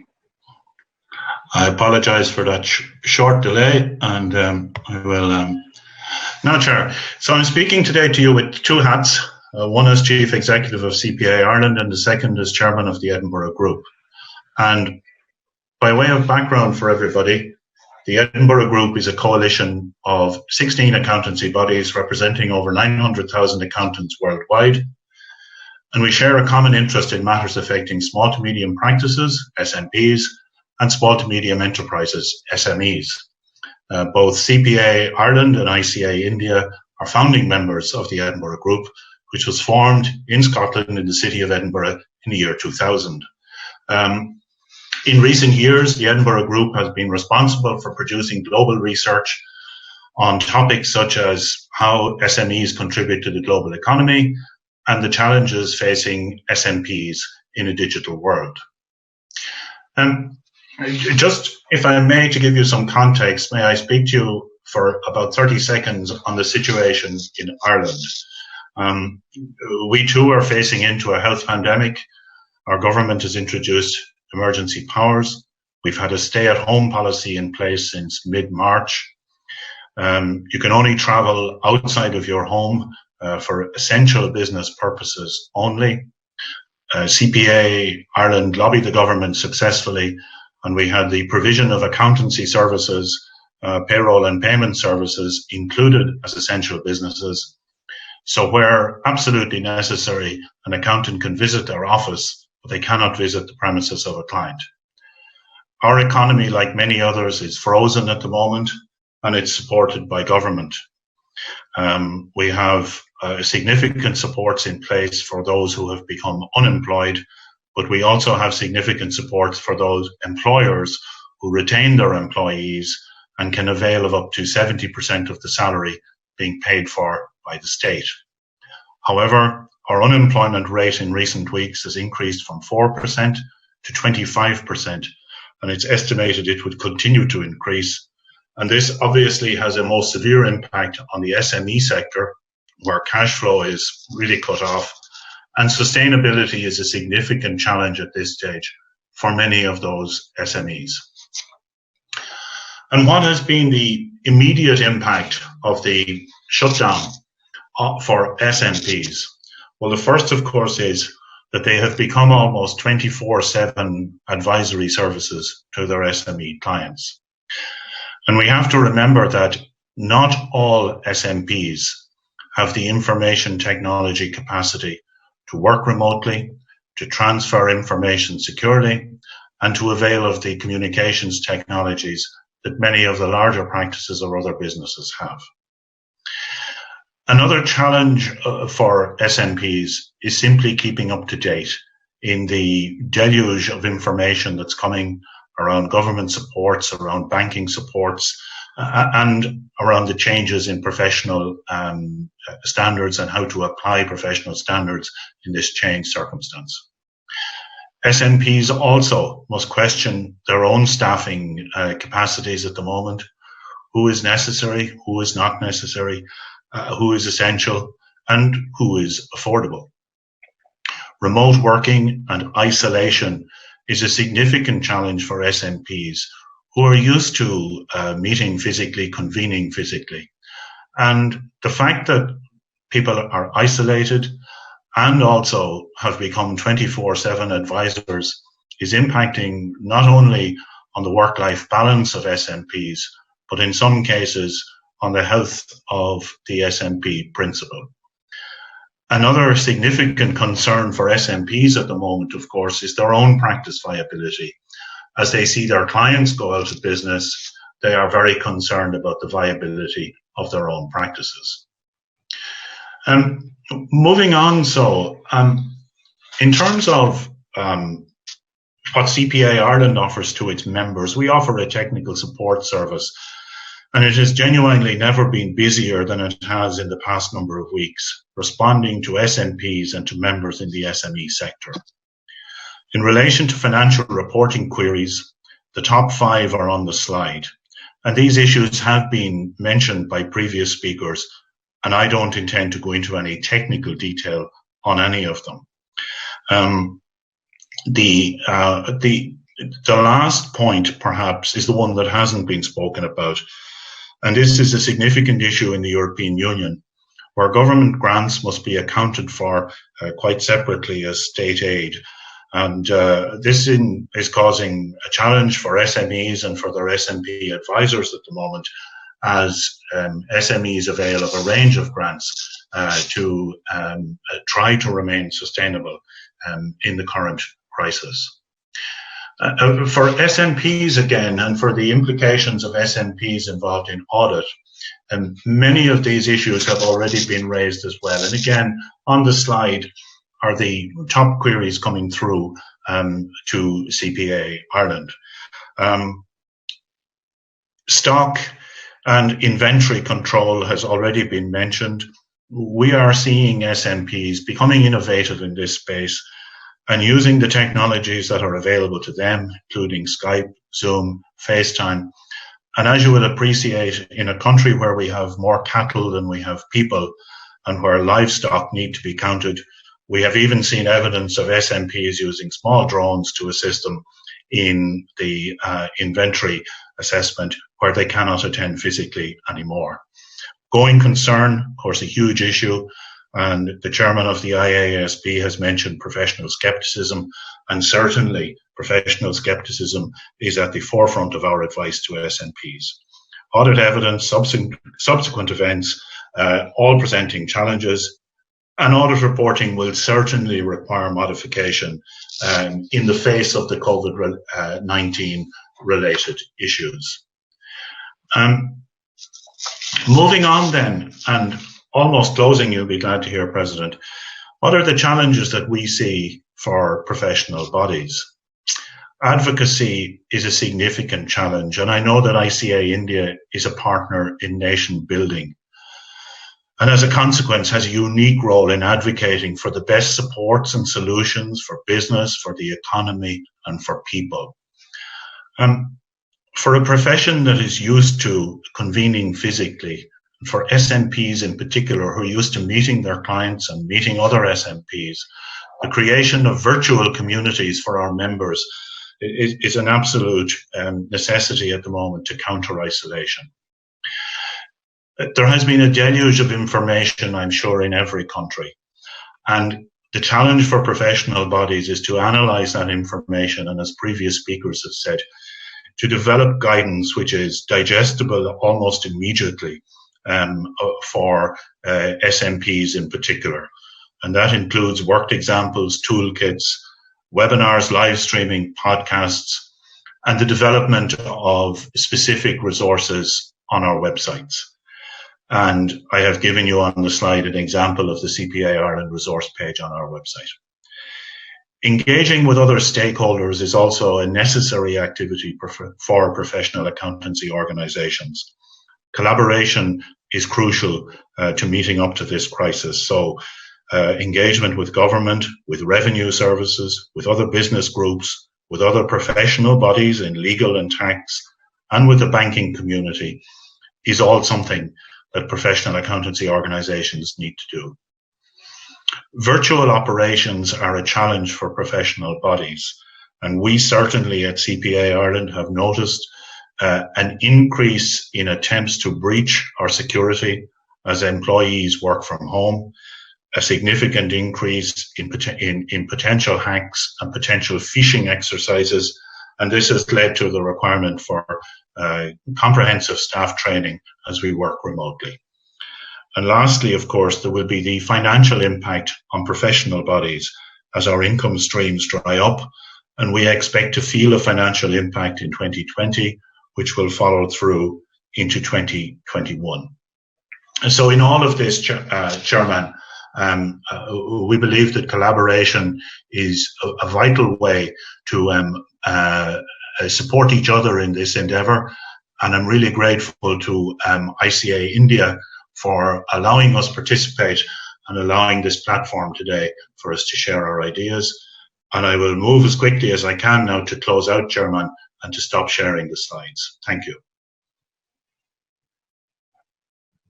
Thank you, Imran, for your kind deliberation and insightful presentation. Thanks for daring with the time as well. Thank you very much for your kind words for the ICI. Now I request Mr. Ong Chi Wai, the council member of MICPA, to address all of us and just to share with you that he will be speaking about the gathering the audit evidence, going concern consideration, and audit opinion and disclosure. Over to Ong Chi Wai. Yeah, thank you, Mr. President, and very good evening to ladies and gentlemen. On behalf of the Institute of CPA of Malaysia, I would like to thank the organizing committee for inviting me to share our thoughts and the latest learning points arising from the COVID-19 incident. Just a little background about what is happening in Malaysia. This is probably close a month of lockdown that we have been happening. Basically, the lockdown is quite similar to any other countries that many of the distinguished speakers have spoken about. Only essential services industries are actually allowed to operate, and the rest of the entities are actually effectively either shut down or got to work from home. So from the previous sharings in the 1 hour or so, we actually learned quite a lot, and I think the issues or challenges that described by the various distinguished speakers about auditors, I think that those are the real challenges. Perhaps in a few minutes sharing, I will not repeat those challenges. Rather, I will try to actually offer from the solution basis, what are the current ways of auditors trying to address and meet the requirement of standards, both accounting and auditing standards. If I were to summarize the points that shared by all the distinguished speakers so far, fundamentally, there are 3 or 4 issues that I can gather here. First and foremost is that really the ability to obtain sufficient appropriate audit evidence given a situation of lockdown. And in this situation, what has been happening in Malaysia is that we are really looking at all sort of alternative procedures in order to actually address the objective of obtaining sufficient and appropriate audit evidence. Some of the speakers actually have shared that situation like an inventory observation using technologies, and there are more and more situations that we are actually relying on digital evidence. In that situation, digital evidence is one part of the story. The other part as auditors that we ought to do and we are doing is actually to go behind the parties who are providing all this digital and or electronic evidence so that we can come to the objective of sufficient appropriate audit evidence. I think that part itself, I have to say that as much as we say that we are working from home and business as usual, the reality is that business is no longer as usual, and therefore it requires a lot of creativity, a lot of workaround, and a lot of alternative procedures in order to come to that particular conclusion or comfort that we have actually obtained sufficient appropriate audit evidence. I think that's the first point that is important in addressing the audit evidence angle. The second point that many speakers touch on is talking about how can auditor address the going concern assumption. I think in this case, I need to actually touch on an area that maybe in the previous speakers have not touched on, that is in relation to understanding the client's business. I think all of us know that in annual auditing, the fundamental rules is actually really understand the client's business. And in this case, given the COVID-19 situation, there are industries that actually will be directly hit by this COVID-19. The top 3 industries in this case covers the hospitality and tourism related industries, the airline and transportation industries, as well as the oil and gas industries in the current situation. So there are also the rest of the industries that are actually equally impacted, but the impact may not be as severe as compared to the first categories that I mentioned. So the natural questions as auditors that we got to do before even look into the auditing standard is really understand from the business angle and the client's angle, what exactly are the client's plan in addressing and responding to such a situation to make sure that they are actually able to operate as a going concern. So in this case, the situation that us as auditors that need to consider is really the simple one is really looking at the financial strength of the entity itself. How much are the available financing that they have already obtained that can be utilized? How strong are the, say, for example, major shareholders, especially for the SMEs that will be able to actually provide the necessary support? And ultimately, we could really understand that what would be the plan that the enterprises are actually putting in place to answer and to address that particular going concern issue. So as much as we talk about the auditor's report, I think fundamentally we really need to really understand how businesses work. In this case, a deep understanding of the management actions and operations will be definitely. So in essence, while we understand the business, a few important criteria that we could apply. Number one, a higher degree of professional skepticism, because the current scenario is really unpredictable, unprecedented, and we do not know what is going to happen. So higher degree of professional skepticism is necessary in this case. Number two, greater degree of professional judgment. The current available auditing and accounting standard covers principles generally, but it will not be able to address every single situation that all of us here on the field are actually facing. So by obtaining an understanding, obtaining the financial position of the client, knowing them how are they going to respond to the situation, then we match to the audit evidence that we can gather and form the necessary conclusion affecting our auditor's report. Bear in mind that the current COVID-19, in many analysts and economists' view, it could be actually a very sharp V-shape, and recovery may be actually coming back in 1-2 years' time. Or situation could be that a U-shape that it may take a slightly longer. So when we understand the business of clients, then we also have to go back to the supply chain, the product that they're selling, and the distribution network, and so on and so forth. That itself is fundamental in responding to the current situation. So that is talking about going concern. The third part is also many speakers have touched on, is actually talking about disclosure. I think the question is that to what extent that needs to be disclosed to users of financial statement. Again, my angle is that before we even talk about looking into the accounting and auditing standards, we have to ask ourselves that looking at the set of financial numbers, what ought to be the story that a company needs to tell? If you know that the financial situation of the client that I mentioned in point 2 just now, then you will know that naturally the client has to tell to the extent that the qualitative and quantitative impact of such situation to their business. So that will fall nicely into either significant judgment and estimate notes and subsequent event notes, or impairment and valuation assessment in a set of financial statements.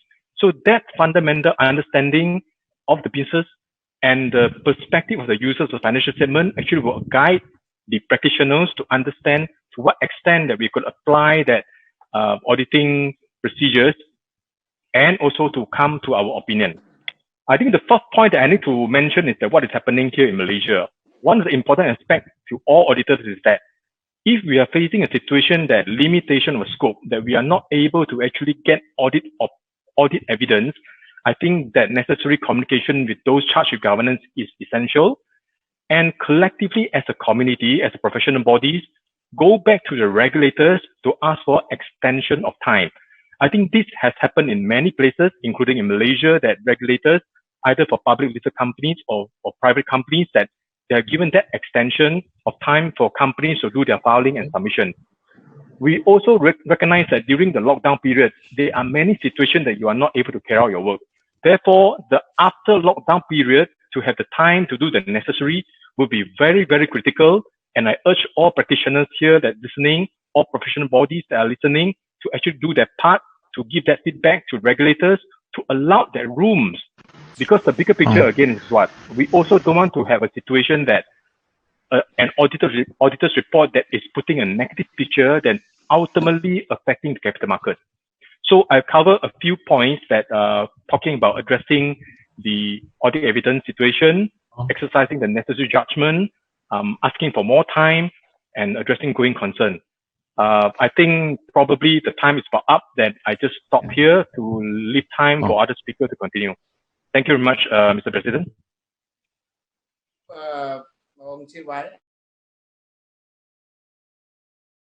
entire discussion till right now, before your all their initiative related to IFA and their members who are specifically the SMPs and SME, how they are supporting the SMPs and SME in their jurisdiction. Thank you very much, Mr. President. Welcome everybody and welcome all the speakers. I am operating from Spain, Madrid, and today has started to ease restrictions. Perhaps step by step we could reach new periods in the future. I would like to share with you in some minutes some message to answer your questions. The first message is about who is IFA, the European Federation of Accountants and Auditors for Small and Medium-Sized Enterprise. Is an umbrella organization for national accountants and auditor organization whose individual members provide professional services primarily to SME within the European Union and European as well. We were founded in 1994. IFA representing plus 350,000 accountants, auditors, and tax advisors, SMMPs mainly, that provide services to millions of SMEs in European Union. The second message is, as you know very well, SMEs are the backbone of the European economy, and SMMP advise millions of them. The coronavirus crisis once again demonstrating their collective importance to the European Union economy and society. As Eamon saying told, now the first message is we need to keep calm, but at the same time we need to be proactive with agility and efficiency. In my opinion, in my personal opinion, right now accountants, auditors, and SMMPs in general all over Europe and even all over the world, we are doing well. Mainly with our SMEs, we know because we know to them very well, and they are confident with us. We are proud of that. This crisis is demonstrating again that the market concentration in our activity, as IFA highlights, isn't a good idea, mainly for SMEs. For those reasons, from IFA, we can understand that while SMMPs are impacted by the coronavirus, we are an invaluable source of guidance and expertise and financial management for SMEs. Many, if not more, SMEs are under financial stress right now, are likely to be for some time. So a vital financial management right now is crucial. SMMPs, they are the single most important weapon SMEs have against the economic consequences of coronavirus. SMMPs need to be proactive, and we are proactive. We will need to focus on financial management, especially cash flow, managing and paying human resources, and how to make best use the government financial support. Our professional duty is to help and lead business and society, especially the most affected. Economically, the most acutely affected are SMEs and the self-employed. As professional accountants, our members are at the front of managing, safeguarding, and advising on the financial stability and integrity of business and organization worldwide. Helping to them are serving the public interest. My third message is in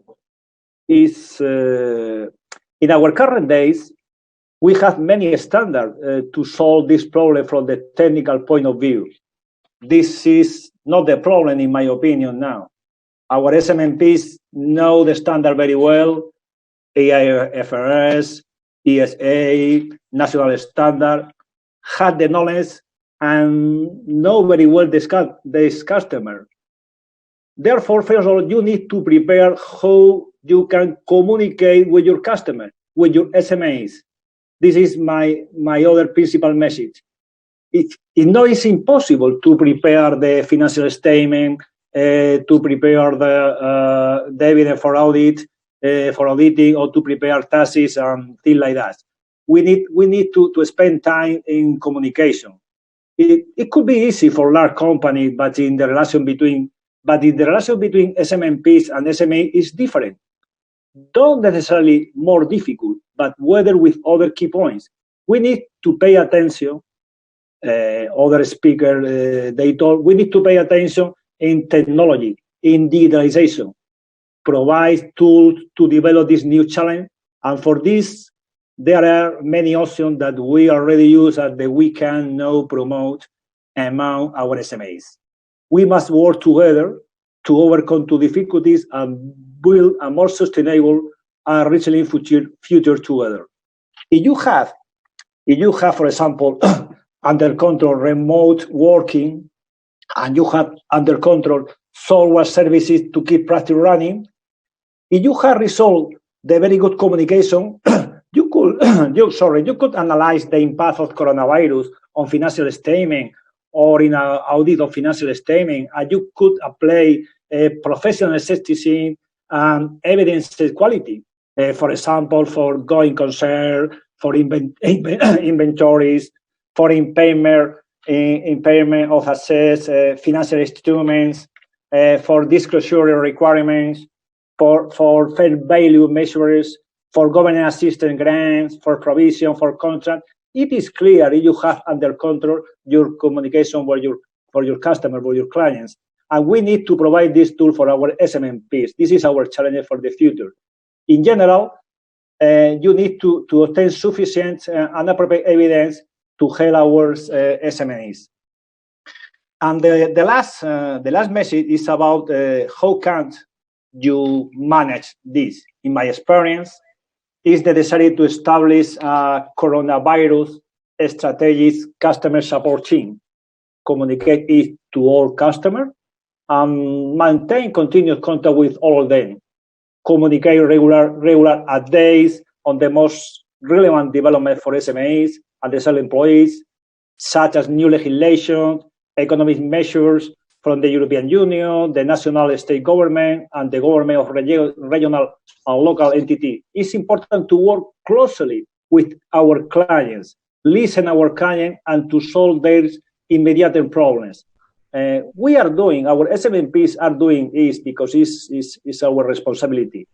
And for us, it's clear that now our profession has a great opportunity to make a significant positive impact on the economy and be a calming force, or in my opinion. In this case, IFA, at this moment, 1 second, IFA, at this moment, can you see me my screen? IFA at this moment are advocating via press relays and social media on behalf of SMEs and the self-employed for significant financial support from government and the European Union. And we are advocating and the continued operation of the single market as far as possible. And we are working very, very, very close with our professional accounting organization. For you can see it in my screen.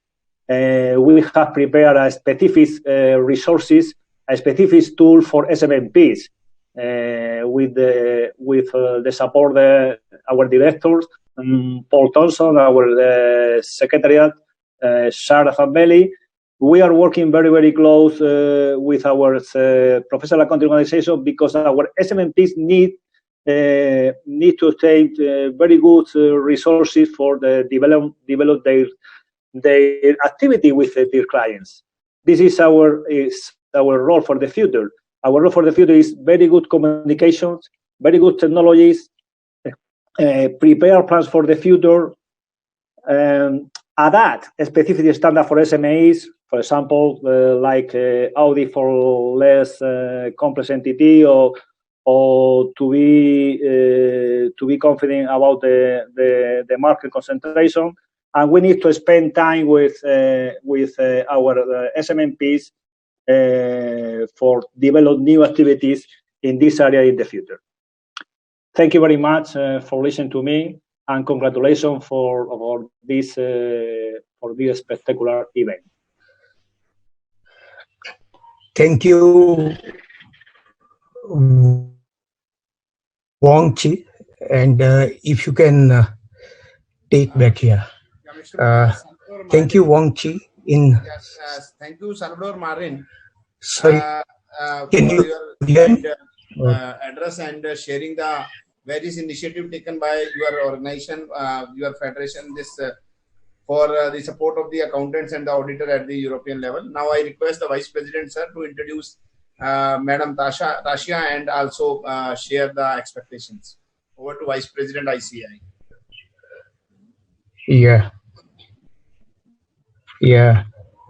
Now I invite Ms. Tasia Betson, Senior Vice President, External Relations and Business Development, CPA. While you take it over, I would like you to answer a few questions which our participants have raised before this session. And these questions are: how can regulators, standard setters, and the accountancy profession work together for the benefit of capital markets? And there is one more: how much impact do you see on the auditors who are not so well versed with technology and who are not used to working on technology platform? So it is over to you, Tasia. Please take over. Thank you, and hello everybody, and many thanks to the Institute of Chartered Accountants of India for inviting CPA Canada to participate in this esteemed panel. You know, the effects and the impacts of COVID crisis are profound, and they're going to have a long-lasting impact on both society and the economy. And it's really good to see such global coordination by the accounting profession in these challenging times. In response to the first question that was asked with respect to coordination, I would say that, you know, one observation that we've seen in Canada is really the strong and positive relationship we have between all the parties that have been involved in ensuring robust corporate reporting and the importance of audit quality, both of which lead to strong and efficient capital markets. When it became apparent in mid-March that the pandemic was going to cause major disruption to financial reporting in Canada, the stakeholders in what I would call the reporting ecosystem immediately started communicating and sharing. Since the middle of March, CPA Canada has participated in weekly calls, which include our audit regulators, CPAB, the Canadian Securities Administrators, representatives from our Accounting Standards Board, our Audit and Assurance Standards Board, and the firms. At these meetings, the participants have been able to share perspectives, identify issues where auditors need to be particularly vigilant, advise each other of changes in work plans, discuss how to ensure continued high-quality audits, and identify any changes that may be made or may be required to reporting deadlines. As a result of these meetings, CPA Canada has been able to identify areas where we feel our members need the most guidance to apply accounting and auditing standards in a very complex and challenging environment. All parties who participate in these calls agree that the current crisis should not undermine the delivery of high-quality audits and reviews. All are committed to ensuring engagements should continue and to comply with required standards. And we all agree that the integrity of financial statements has even more important in this current environment. So that within the Canadian context, I think that's something that we've seen that's very interesting, is this continued agreement and this continued willingness to work together. Just a couple of observations, I would say. One observation, which I'm sure is what's consistent with what many of you are experiencing in India and around the world, is really that the breadth and the scope of COVID-19 is really presenting a number of challenges to preparers and auditors. Processes and controls are obviously affected by the closures, the layoffs, the travel restrictions, and remote working arrangements. In terms of corporate reporting, in North America, we're going to be watched, I think, very closely, because at the end of Q1, our companies are going to be required to start their quarterly reporting. My understanding is that other countries, their reporting obligations happen half yearly rather than quarterly. So I think there's an opportunity for us to be a little bit of out earlier in terms of what those requirements might look like. What we are seeing thus far in terms of reporting is that the communications to investors are far more focused on future viability rather than historic profitability.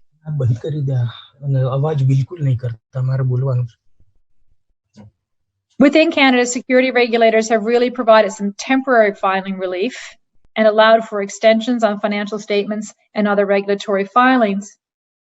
But in terms of the types of guidance that we're providing to our members, there's definitely a heightened focus on professional skepticism, particularly as it relates to challenging risk assumptions and assessments of going concern.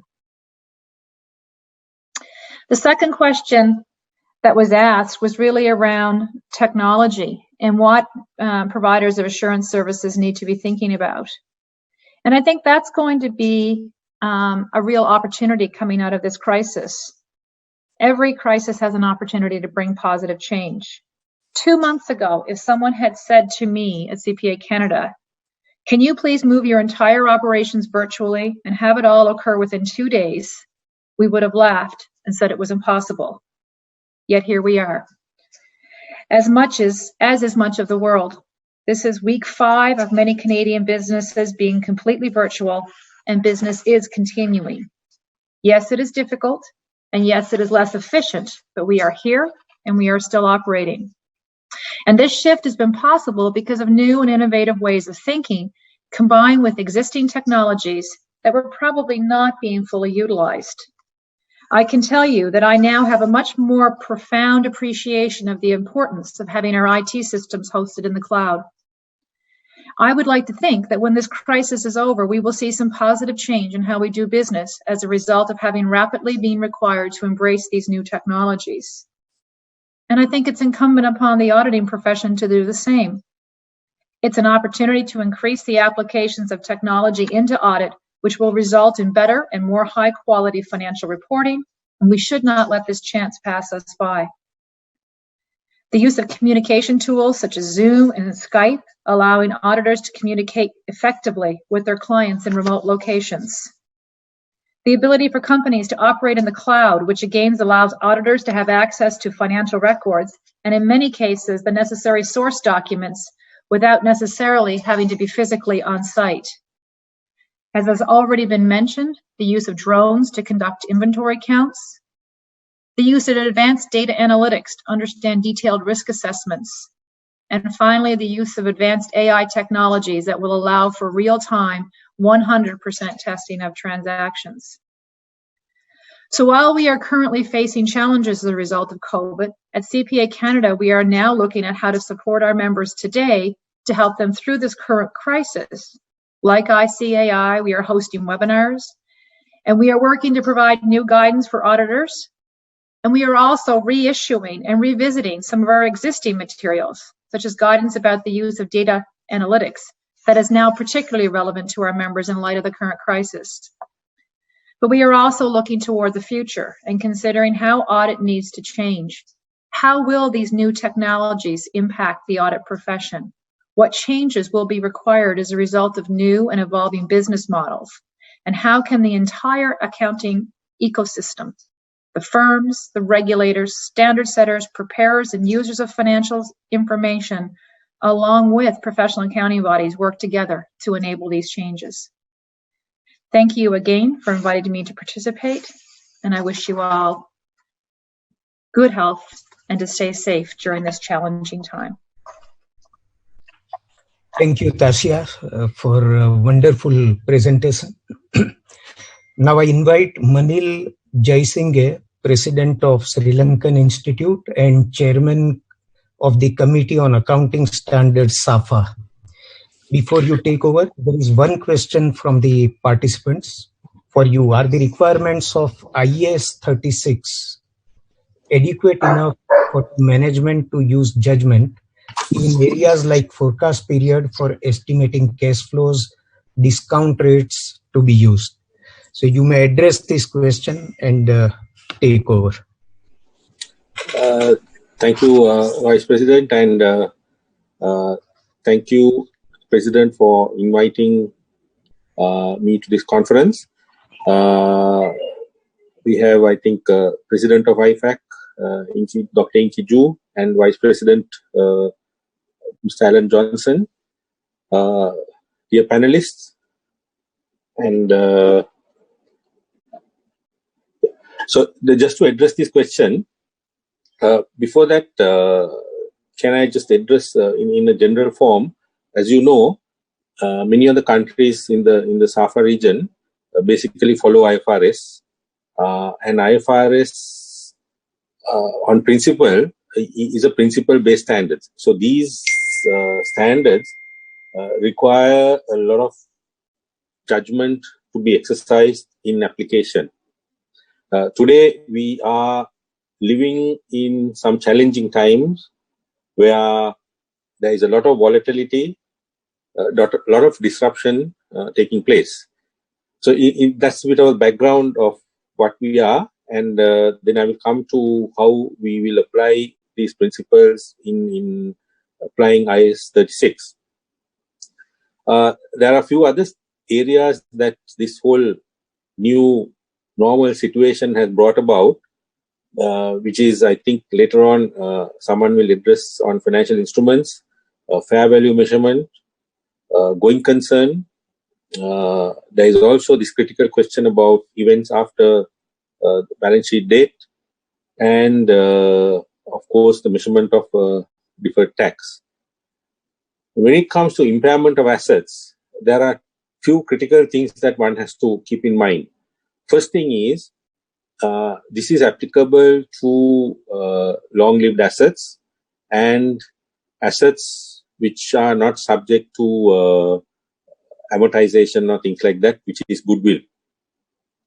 So in applying this, as per the standard, you have basically two options where in order to determine a realizable value, one is value in use and the other one is fair value less cost to sell. So it is the higher of these two that has to be used in determining your realizable value, and then compare that with your carrying value to see whether there is any impairment as far as the asset is concerned.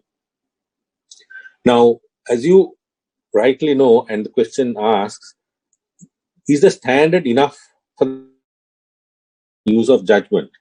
Now, unfortunately, since these are principle-based standards, they do not elaborate too much on how this judgment needs to be exercised, and especially in today's context, in this new world order with this pandemic, it has now become critical as to how some of these principles are going to be applied in order to execute the application of the standard.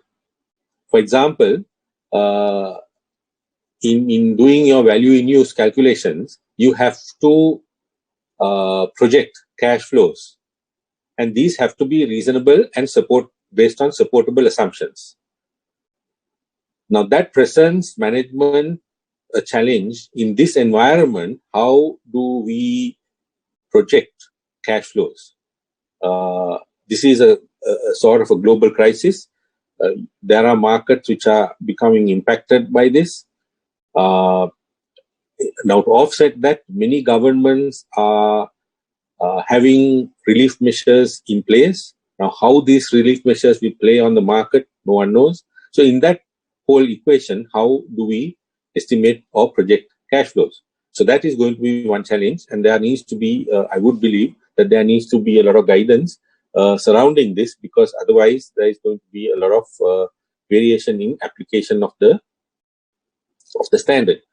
The next area that requires some attention is going to be the discount rate that is going to be applied in discounting this future projection of cash flow. Once again, we are living in volatile times, and how do you predict this discount rate is going to be a question, because if you look at the build-up of the discount rate, it says that you need to identify the risk-free rate, then you need to apply risk premiums. Now, in order to apply these risk premiums, as I told you, since this is a global crisis, how we really estimate this is going to be a challenge. Another area that needs to be looked at is in the cash flow projections. Generally, when you look at the value in use calculation, we look at 5 years projection, and then thereafter you look at beyond that as a maintainable earnings level. Now, in this case, I think there were many speakers that mentioned we might see a resumption back to some degree of normalcy of the economies, maybe in 1 or 2 years, or it may be even longer. We don't know. Now, in such a situation, how do we predict the 5 years cash flows? How do we predict the operations? There would be situations. I think there was. Eamon mentioned in Ireland, they're looking at unemployment going at currently 25, but it's going to go up quite a bit. Now, once that happens, what will happen to the global demand for products? Will contracts be cancelled? So these are all questions that are going to come up, and as to how you're going to reasonably estimate and support those assumptions of the estimates of the future is going to be a challenge in applying the standard. The next area that I told you, it's the higher of the two. So the next area is fair value less cost to sell. As you know, today in many markets, you can't determine fair value because you don't have an orderly market taking place today. Now, for example, in Sri Lanka, we have been under curfew since, I think, the 20th of March.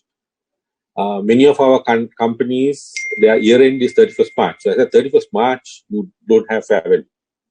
So how do you apply the concept of fair value? So these are challenges that are going to be there. How I think the accounting profession and the standard setters, the interpreters and things like people like that will have to come together and deliver a lot of guidance as to how to apply the principles of the standard in these volatile and uncertain times that the world is going through. Now, in addition to 36, I was also just asked to cover a little bit on IFRS 15, which is revenue recognition, contracts with customers. Now, there again, I think you're going to have a lot of issues in relation to the impact on the ongoing customer contracts, where it includes variable consideration. Now, you have estimated your income or your revenue based on some probability of the future.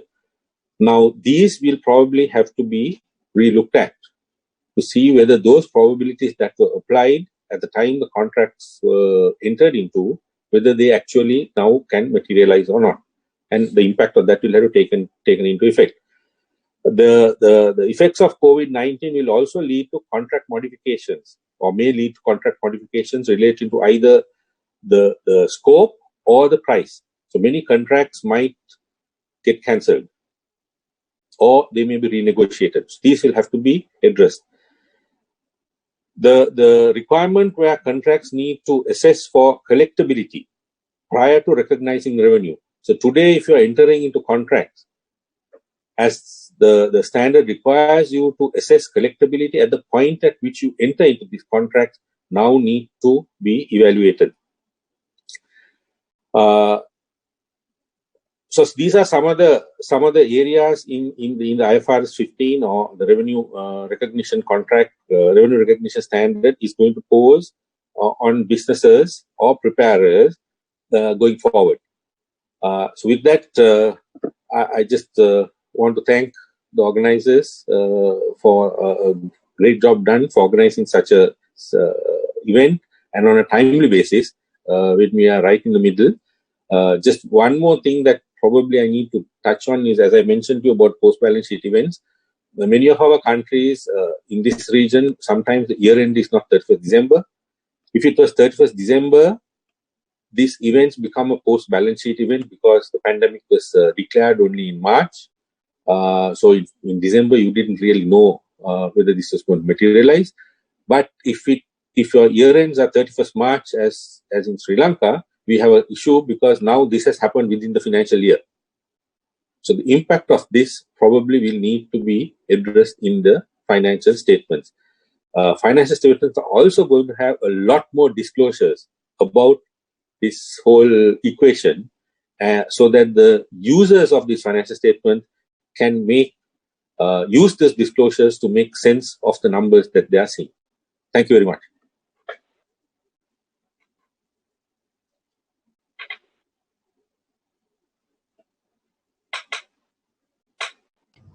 And now I invite Mr. Ram Subramaniam from CPA Australia. And again, before you speak, there are two questions from participants. There is a possibility that contracts may become onerous under IAS 37. So do you see this as a major issue emerging across all industries? And there is another issue arising out of IFRS 16, the new leasing standard, that there are concerns around covenants like debt equity ratio being not within the prescribed limit. So is this likely to be an issue in this economic environment arising out of COVID-19? So these are the two issues that you may address along with your talk. Thank you. Greetings, everyone. Thank you to the Institute of Chartered Accountants of India for organizing this global webinar during one of the greatest challenges we are facing today, and putting together a panel of speakers from across the globe. Like many other countries around the world, the Australian federal and state governments have gone all out in offering a range of economic stimulus packages aimed at keeping businesses afloat during the pandemic. The idea here is to keep the economy ticking along whilst we get through the crisis and come out of it relatively unharmed at the other end. So there's packages like the JobKeeper allowance, which provides for around 1,500 Australian dollars per employee per fortnight for up to 6 months. There's a cash flow boost for employers based on certain conditions being met. There's various other relief packages being offered. There's loan schemes and grants being offered as well. Looking at the situation based on the number of cases and the impact on the Australian healthcare system at this point in time, the impact of the epidemic has been relatively low compared to some of the other countries. However, we are going into winter here, so the hope is that we can continue to remain ahead of the curve. Economically, however, the impact has been severe. I think that's probably something that's been shared across the world, particularly from many of the other speakers who have spoken so far. Regardless of the number of cases, Australia has gone into a virtual shutdown of many commercial activities, which is having a severe short-term economic impact and is likely to have some form of impact in the medium to long term as well. And the question is, how severe is the medium to long term impact going to be? How well are we going to be able to predict it as accounting professionals and successfully mitigate against any adverse effects that might arise out of the the medium to long term effects? In many ways, the current crisis has turned our world upside down. So making effective estimates and assumptions based on future economic activities will be immensely challenging and will stretch our capabilities as professionals. Many of our members at CPA Australia are trying to make sense of the various packages and what it means for their clients. These are the stimulus packages that have been created here. Public practitioners have been extremely busy trying to assist their clients assess their eligibility for financial assistance packages and help them apply for them as well. At CPA Australia, we've been busy decoding the various stimulus packages that are being announced almost every day, almost on an hourly basis, and what it means for our members, their clients, and the public at large. We've also been putting together tools and resources, as many other professional organizations around the world have been doing, to support our members, their businesses, and their clients get through this immense challenge. We've created a dedicated COVID-19 microsite, and all our tools and resources and all the other activities we are conducting, the advocacy activities we are conducting, talking to regulators, standard setters, governments, is all hosted on that microsite. So the regulators' response to COVID-19, finding the right balance between compliance, because obviously there is a compliance burden many businesses are going to be facing at this time, and also at the same time maintaining market confidence is probably of importance too. I'll quickly turn to financial reporting and delve a little bit into the issues that are going to be inevitable in the space of financial reporting. It's probably safe to say that almost every single area of financial reporting is going to be affected by this pandemic. And we've already heard a few of the areas being discussed so far by the other panelists. I'll touch on a couple. I think Mr. Jambusario gave us a couple of questions, which I'll address as soon as I finish touching upon the two standards that I want to speak about. One of them is a new standard, the new accounting standard on leases, IFRS 16. Although the standard was issued a few years back, we're just starting to see financial statements that reflect the impact of the standard in the financial information included. I have to say that that kind of information is still emerging. So December year ends, March year ends. We haven't started seeing March year ends yet, but December year ends we've seen a couple. And of course, interims and others, we've already seen a few. Most reporters in Australia, however, adopted June year end, so we're yet to see the impact of the standard across the listed space and other spaces, other sectors in a significant way. Now, one of the major stimulus measures that have been announced by governments across the world that is probably going to have an impact in the lease accounting space is rent concessions. So quite a number of governments have announced some kind of concession around commercial rents, commercial leases. So the question is, well, how do you account for this in the current circumstances? And the IASB has actually put out some guidance on this. So the guidance has been just published a couple of days back, and it's worthwhile having a look at it if this is an area that's going to be impacting you. Effectively, if there is going to be a rent concession or a reduction in lease payments, the question is, how does this impact your accounting for the leases under the new standard? If it can be established that the closure of premises or the reduction in operations through premises and any reduction in lease payments is through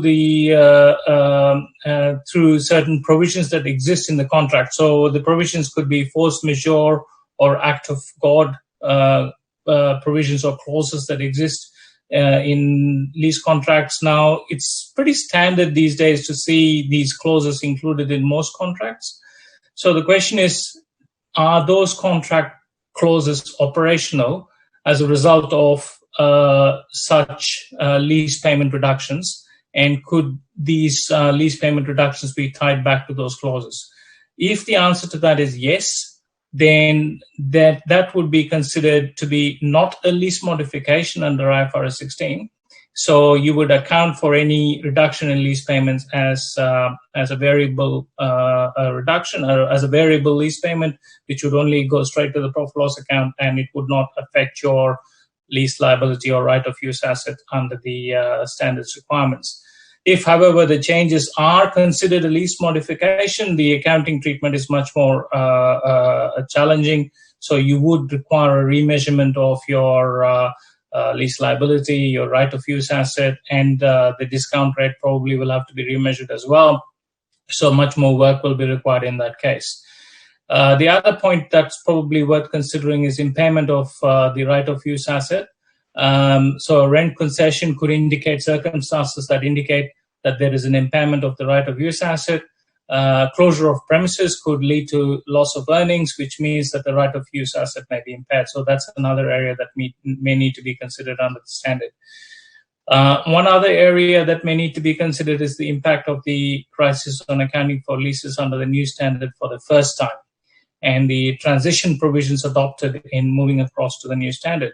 So there are practical expedients to account for onerous lease contracts on initial application of the standard, and hindsight is allowed for the modified approach. So if you use the modified approach under the transition provisions, you can use hindsight.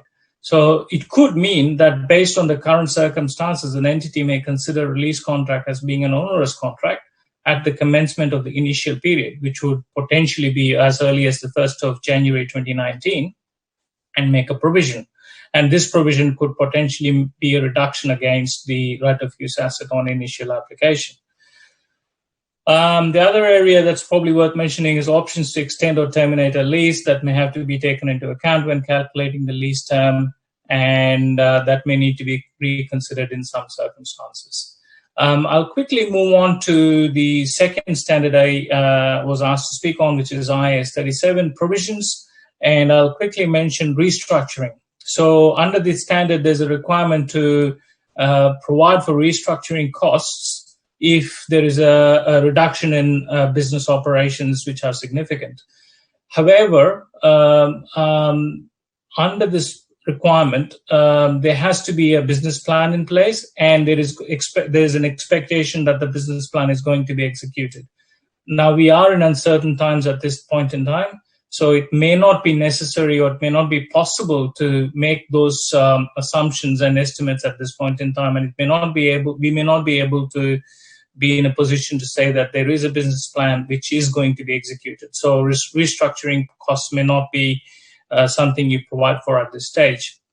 One other point that is probably worth noting is that there are many companies which make provisions for things like annual leave for employees.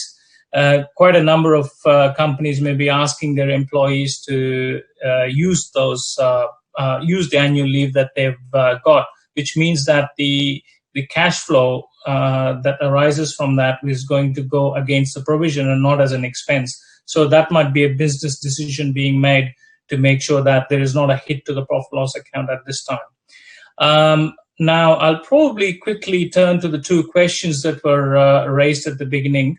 The first one being the question around contracts, whether onerous contracts under IAS 37, is there going to be a likelihood that such onerous contracts are going to arise across all industries? And the answer to that is probably not going to be all industries, because some sectors are going to do fairly okay out of this. I think someone mentioned earlier that essential services are still doing well. So certainly your retail sector in the grocery space is doing quite well at this point in time.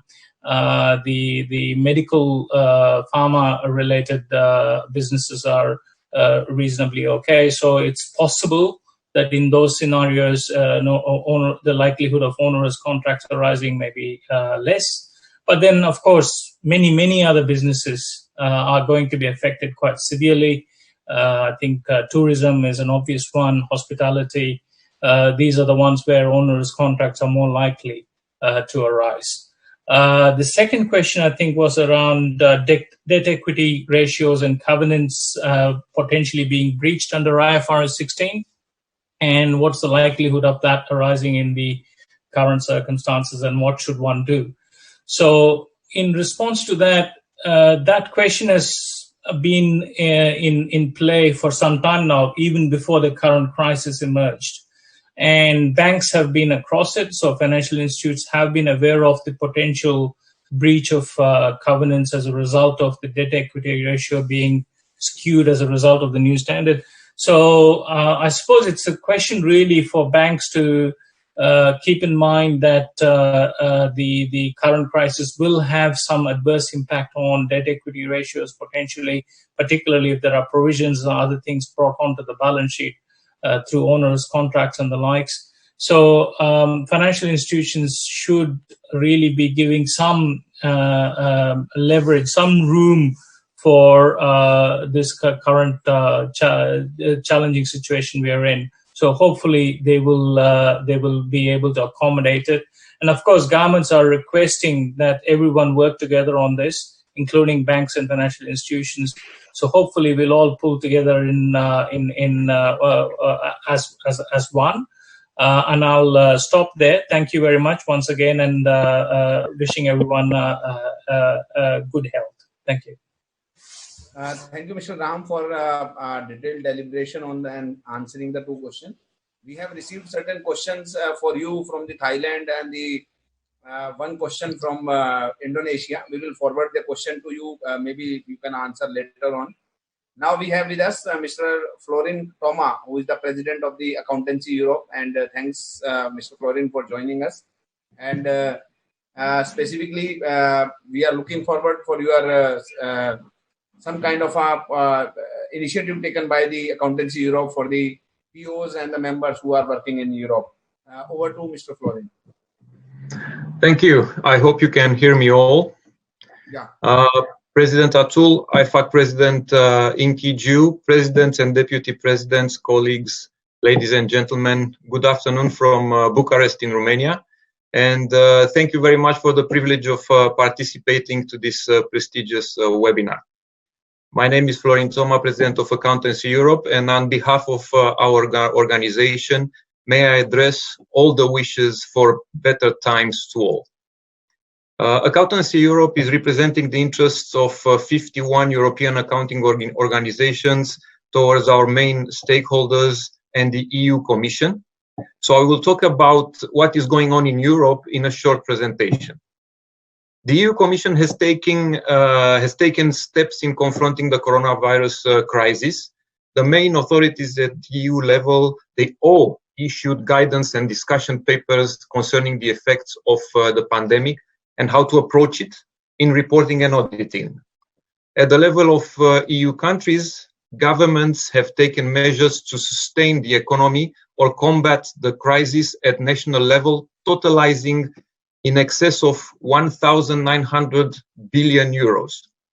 At the level of Accountancy Europe, we are monitoring all the developments and the actions that are taken by the EU authorities and our members. A special dedicated page, you can find it on our website. So let me emphasize some of our concerns regarding critical measures for the economic survival and driving through the crisis. First, we think that national governments are playing an important role and a lot of measures are being taken on this front. We have issued a call for 15 critical measures that can be taken at EU level, among which I will just mention a few.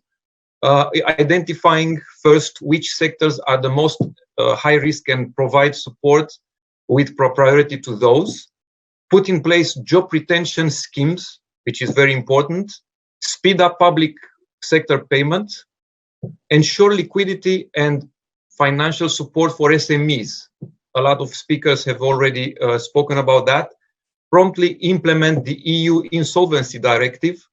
Set up a EU Corona Response Investment Fund, and some others. Secondly, the implications for the reporting and auditing of the financial statements of businesses.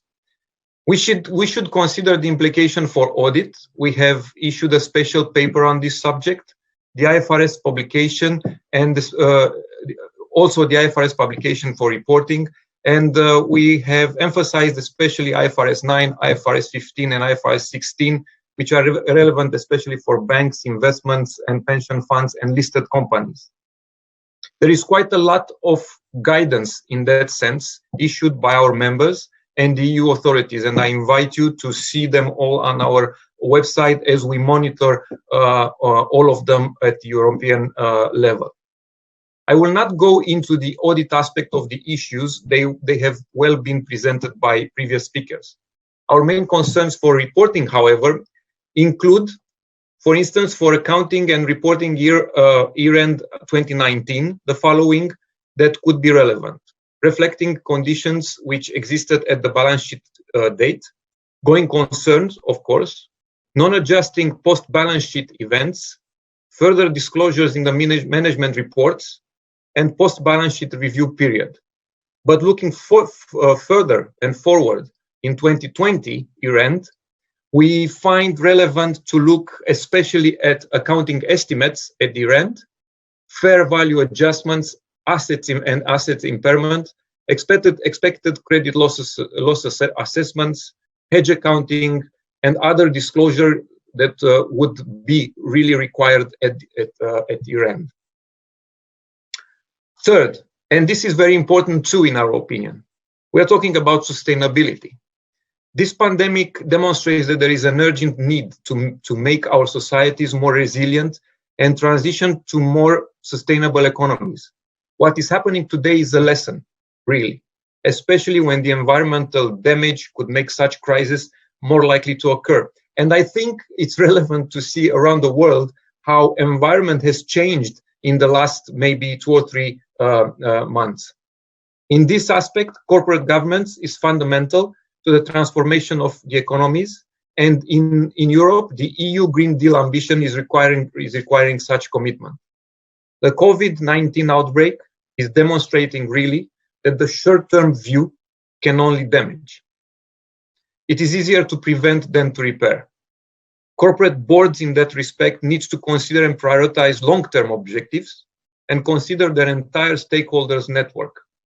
So we have issued 10 ideas to make corporate governance the driver of a sustainable economy, and all those are available on our website.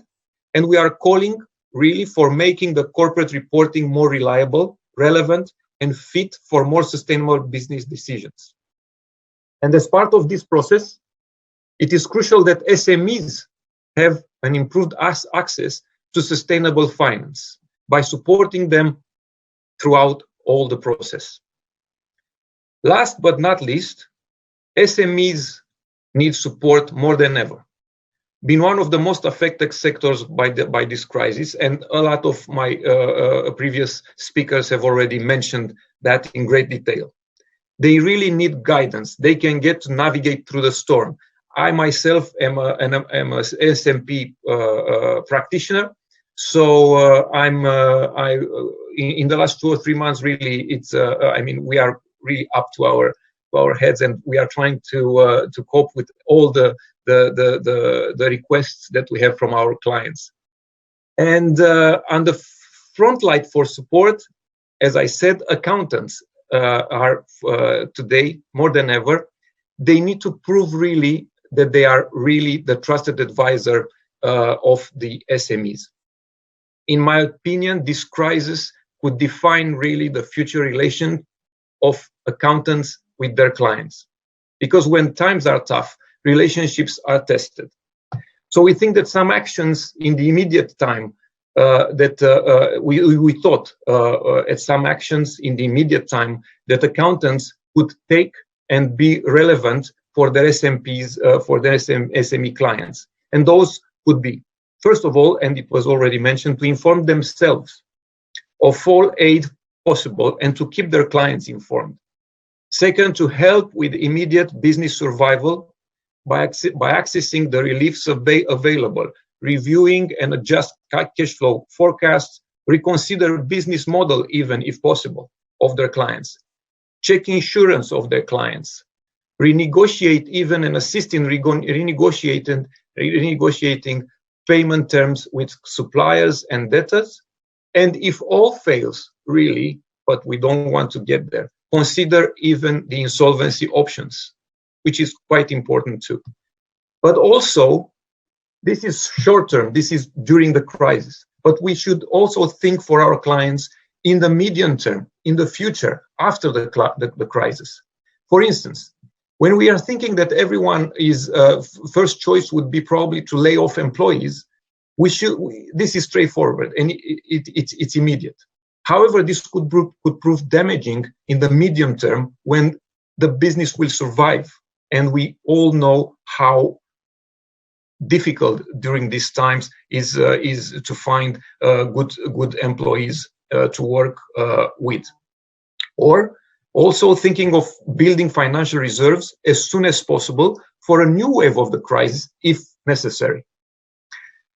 But in all this ecosystem, accountants themselves need all the support, and I think the professional accounting organizations prove more important than ever in assuring that their members are informed and that their interests are well taken care of in front of their stakeholders.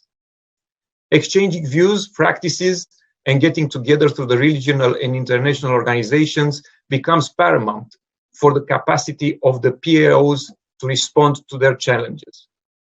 Accountancy Europe, as a platform for more than 1 million accountants in Europe, is making available all its resources to this end.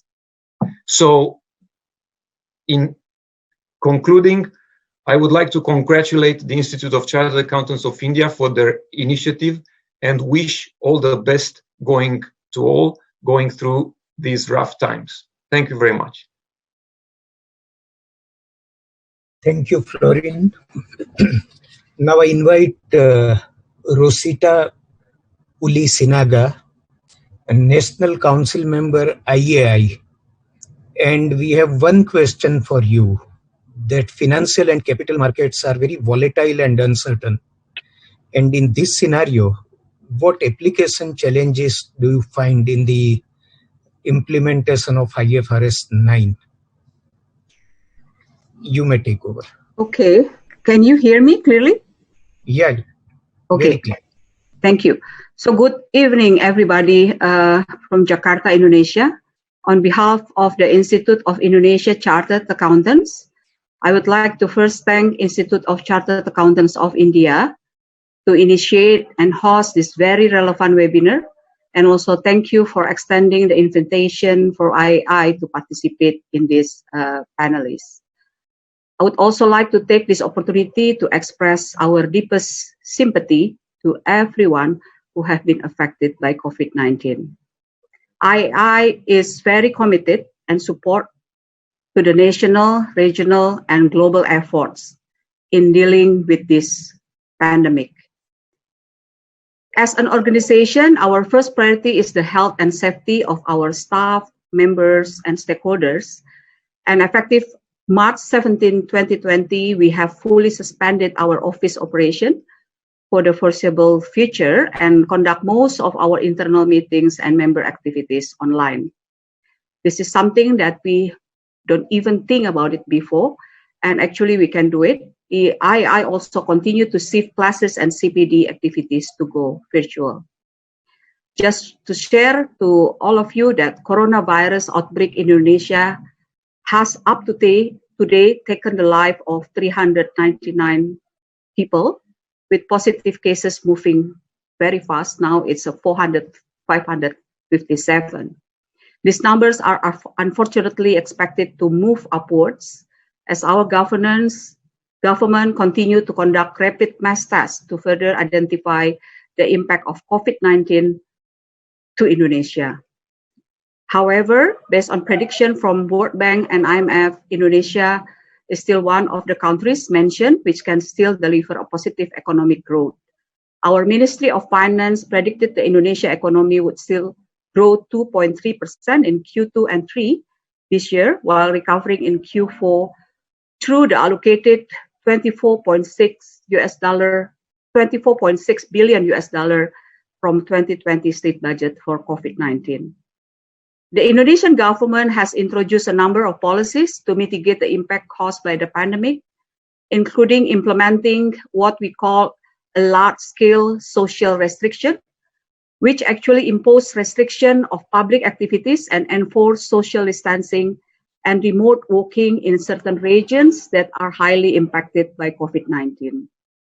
Jakarta, being Indonesia epicenter, has started to implement this last Friday, April 10, 2020. In addition to that, governing authorities in Indonesia have also introduced a number of economic stimulus and regulatory relaxation. Some examples are the OJK, the Indonesian Financial Services Authority, and Indonesian Stock Exchange has provided extension for financial report submission and also extension for the general meeting of shareholders deadlines. OJK also introduced a credit relaxation policy for micro and SMEs to assist business in keeping their operation alive in the midst of the outbreaks. The government also introduced several tax incentives to ease the burden caused by the pandemic. The incentive range from waiver of income tax for a selected group of individual taxpayers to reduction of corporate income tax from 25% to be 22% this year. ICAI, as the recognized PAO in Indonesia, has also introduced several measures to respond to the situation. First, our message to all of our members is clear: to maintain professionalism and integrity of the profession at all costs. Our measures are aimed to provide members with access to development opportunities and the latest up-to-date information about the profession, including those related to COVID-19. We have done 2 classes going virtual on March 30. We have successfully conducted our first virtual webinar on April 2nd, 2020, attended by almost 200 participants eagerly discussing issues related to IFRS 9 financial instrument. We look forward to conducting similar online activities to ensure all of our professional accountants in Indonesia will continue to maintain their technical competence throughout this limiting situation. Now, on financial reporting, ICAI also fully support the role of Indonesian Financial Accounting Standard Board as an independent standard-setting body, responding to stakeholders' inquiries and to provide clarification to uncertainties relating to COVID-19 and its effect to financial reporting.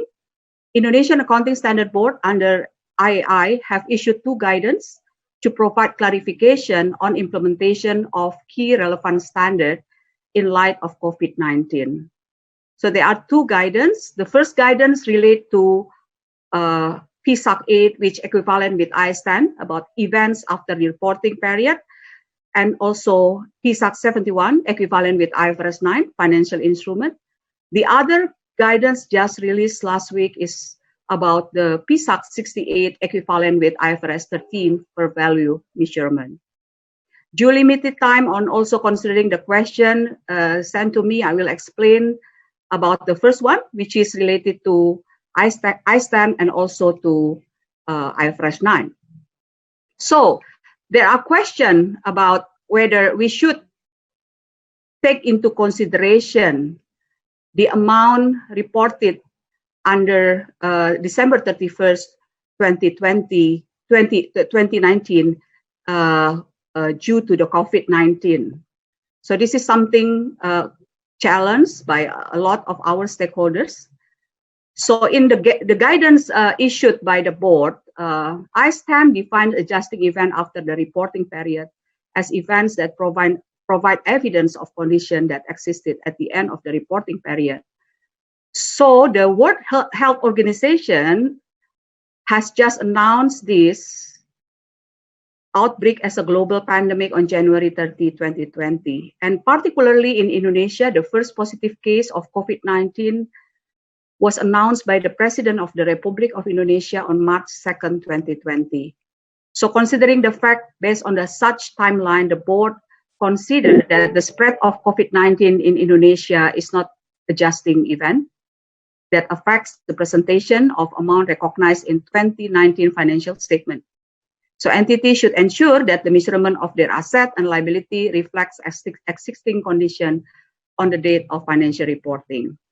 Now, the other issue for the ISTAN also, because Indonesia, starting January 1st, 2020, is the first time implemented IFRS 9. So based on the transition of IFRS 9, all the accumulated differences between the ECL and incurred loss should be charged to retained earning.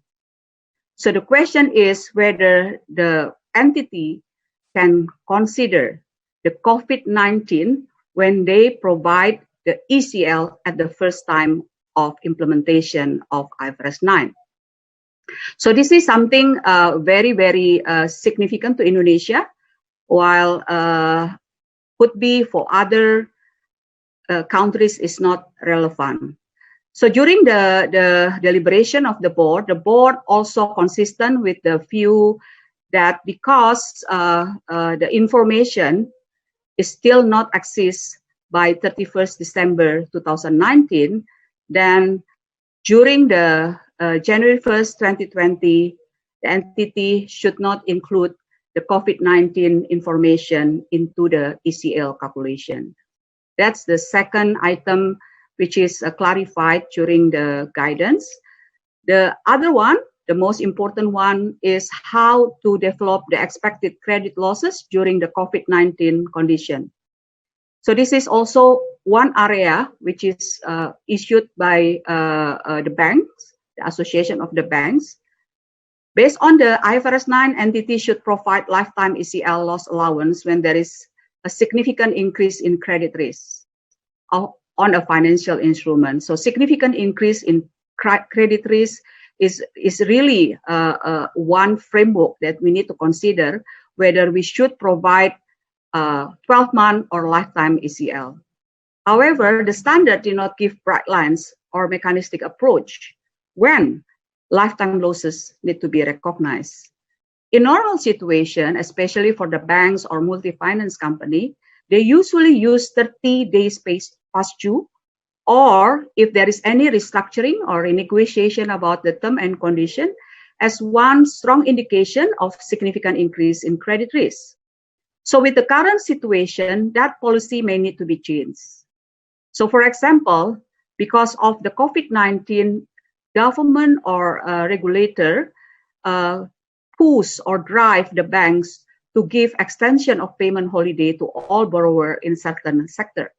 So the question is whether if the bank give restructuring the term and condition and give extension, is it automatically drive the loan to be significant increase in credit risk?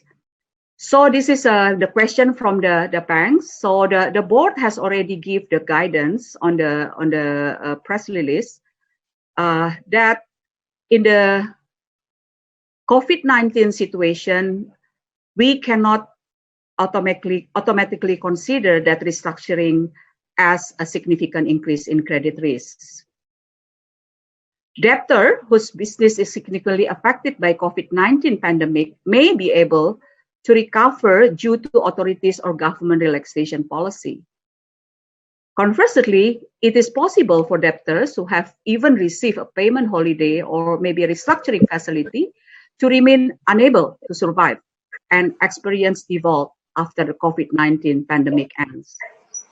Thus, entities need to identify and assess and use consideration in assessing whether debtors impacted by COVID-19 can recover and fulfill their obligation after the end of the restructuring period so that significant increase in credit risk does not occur for the remaining expected life of the receivable.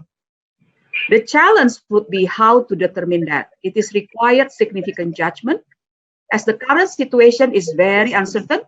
So your assumption today may need to revise frequently.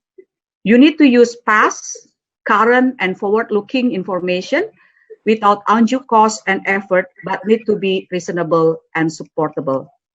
Another challenge would be the forward-looking model component. COVID-19 condition is very unique. And Madam Rosita, I will request you, because we have the very less time now. It's already 8 o'clock in Indian time. You have to brief your deliberation. Okay. So another challenge will be the forward-looking model component. The entity should also need to consider whether they need to revise the model or just use post-model overlay if revising the existing model is not possible or not effective. So that's two challenges answering question. What will be the challenge in application of IFRS 9? I think that's covering my most of my presentation.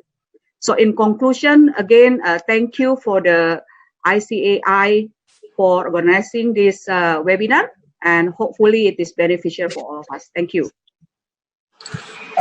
Thank you, Rosita. And now we will be moving to the Vernon Sawyer, who is the from the COO ICAEW, and he is the board member of the CA Worldwide. May I request Varun, because we have already crossed the time scheduled, and I'm a little worried about the that we are already passing, and there will be a challenge for all the viewers. So can you sum up your deliberation in 5 minutes? Yes, indeed. So thank you, everybody, and good afternoon from London. As our chairman has indicated, I will be brief. So I'm speaking on behalf of the Board of Chartered Accountants Worldwide. I'm also the Chief Operating Officer of the ICAEW.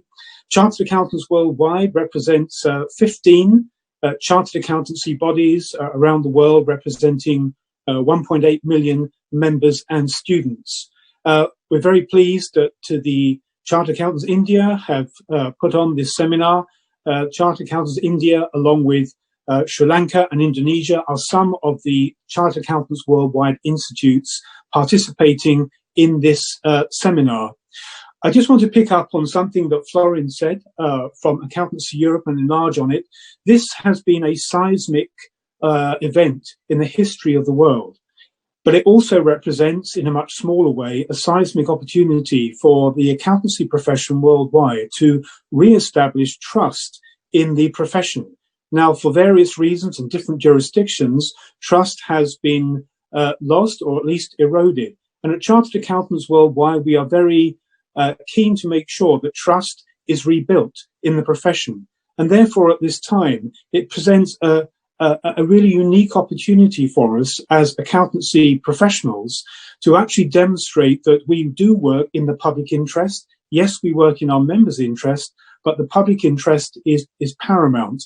And in that way, in giving advice through all of our Chartered Accountants Worldwide institutes to our members, we are really trying to focus on ways that they can help their clients, that they can help the public as necessary, and also governments. The public sector is being affected by this across the world as well. And we know that governments are having to borrow and take massive financial decisions. As professional chartered accountants and other accountants, we need to be making sure that we can contribute in a way that we will be remembered after this time of crisis as being those who worked truly in the public interest. At Chartered Accountants Worldwide, we also think we need to be thinking about the future.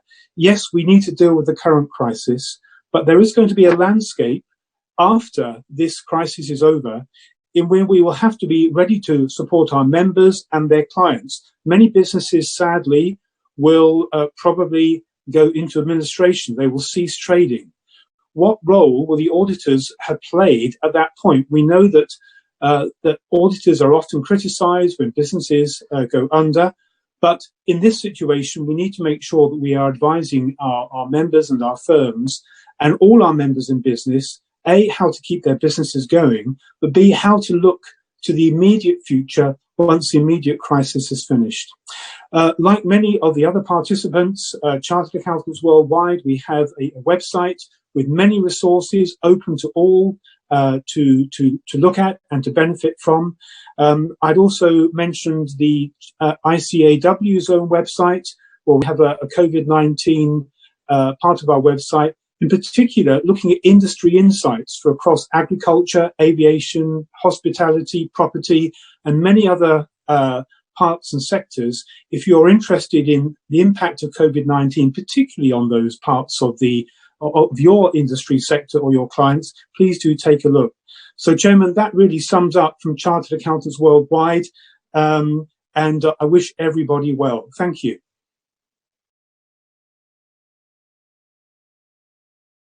Thank you, Vernon. Now we come to the last speaker, MP Vijay Kumar, who is the Chairman of the Accounting Standard Board of the Institute of Chartered Accountants of India. And only one question for you, that now that the profitability will be very uncertain for the future, those companies which have, or those organizations which have got deferred tax assets, whether they will be required to substantially write down the deferred tax assets. And if we compare the situation at the end of 2018, in US, when the corporate rates of taxes were reduced.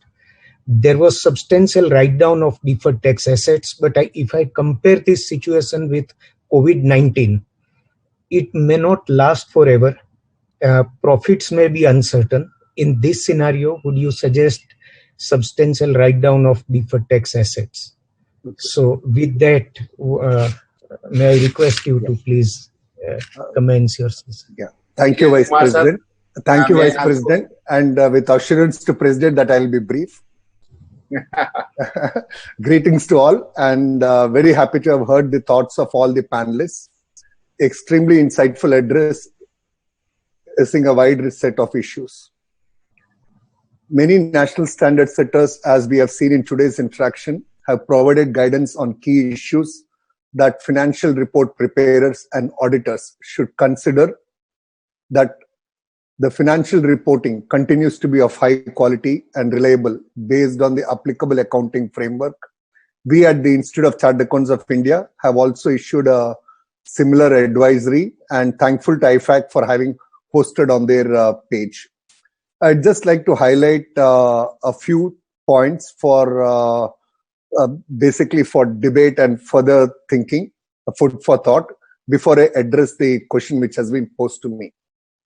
While the financial statements preparation appears to be a significant challenge due to the huge dislocation for all the stakeholders, in particular the management, significant equity owners and lenders, the need for timely financial statements is highest now, as they would like to take decisions, build strategy on various aspects of business based on financial statements, including seeking additional capital and access to funds. The risk of long period of arbitrage of info leading to misuse where few stakeholders have insights on what is there inside the entity versus those who do not have access will also be high. Second, probably the cash flow statement would be the most used and relied upon financial statement in this period. Just like we have IAS 29 on financial reporting in hyperinflationary economies, which is for exceptional situation and is used in few jurisdictions, it is probably time to evaluate developing a reporting or disclosure standard to address a pandemic situation like this, which is also highly exceptional but applicable to almost all jurisdictions. We all know that all entities appear to be aligned to make higher disclosures and offer explanation in financial statements, but a more structured disclosure standard which enhances intra-entity and inter-entity comparability will be more useful. Disclosures relating to events such as these, for example, deferred payments, moratorium, expansion projects held back, deferred tax issues, expected compliance or non-compliance of debt covenants, etc., will increase the predictive value of financial statements in these times. For listed entities, there is some prescription from capital market regulators to disclose in the MD&A. For example, SEC have already spelled out exhaustive disclosure requirement, whereas there are a lot of other entities which are unlisted but have significant exposure from banks and lending institutions and capital from alternate investment funds, PEs, etc., which are also public money. Just like IASB had responded very fast on IBOR relief, it will be nice if IFAC COVID page can allow various PAOs and national standard setters to put up their thoughts on relooking at some of the accounting principles for these exceptional situations. Evaluate, for example, evaluating permitting the choice of last in, first out for certain industries for inventory valuation, given that these are times of recession or decreasing prices. Capitalization of exchange differences where borrowings are related to property, plant, equipment, as there is an inherent check in the form of impairment test. Going concern assumption review deferral for highly uncertain situations like COVID-19 with appropriate disclosures. soft landing for impairment triggered solely by one-off external event, which generates a very high uncertainty. And situations like this, where level 1 fair value, which was determined consistently over time, suddenly not being there now. I reiterate, I am not recommending these as a national standard setter or like ICAI, who have always practiced the best in class principles. But I think we should debate as an accounting community, given the context. Mr. Suresh Prabhuji also talked about context, and I noticed several of the panelists use the expression context is important. And if some edits can be done with an effective controlled transition, as prudential regulators have done in matter of capital adequacy on IFRS 9 transition, there could be some merit. But quick response on this is important, as it should not be a case of surgery successful but patient dead. Before I address some standard specific issues, I'll just take 2 minutes to list down the actions and tone of messages, both by standard setters and prudential regulators, which have a bearing on the financial statement preparation. Several national accounting standard setters, prudential and security regulators have published guidance commenting on the application of IFRS 9 in the current environment, and few of them have been quoted in the panel by the panelists today. Accounting standard setters and regulators have deferred some of their projects, and regulators are supporting smooth functioning of financial markets to maintain the supply of credits to business. And prudential regulators, in the context of banking industry, have postponed Basel III. So there have been lots of such initiatives, all of which have a bearing on the long-term macroeconomic assessment. My co-panelists have spoken on impact on financial instruments, impairment, leases, provisioning, etc. Let me share my thoughts on few other elements of financial statements to watch out. As the Vice President mentioned, one of the queries which he posed on IAS 12 on accounting for taxes, deferred tax assets which have been carried in books are certainly likely to be subject to a significant write-down, given that the certainty of having a taxable income to recover the deferred tax asset is likely to be significantly lower for many. Equally important, in the context of taxes, the tax position for distributions from subsidiaries or the undistributed profits from equity accounted entities also may have to be reviewed. Similarly, in the context of IAS 23, in case there are any of the expansion projects which are currently on but stopped due to lockdown or supply chain issues, the borrowing cost needs to be recognized as an expense. There are several issues, but in the context of time, let me come to a conclusion. To conclude, disclose and explain is the approach in financial reporting for the information to meet the qualitative characteristics of relevance and comparability among others. Due to COVID-19 situation, managements get ready for the reporting, and it is their responsibility that they make adequate disclosures. This probably may be a good time to move away from boilerplate disclosures and maybe explain the impact of COVID-19 on financial results on several elements.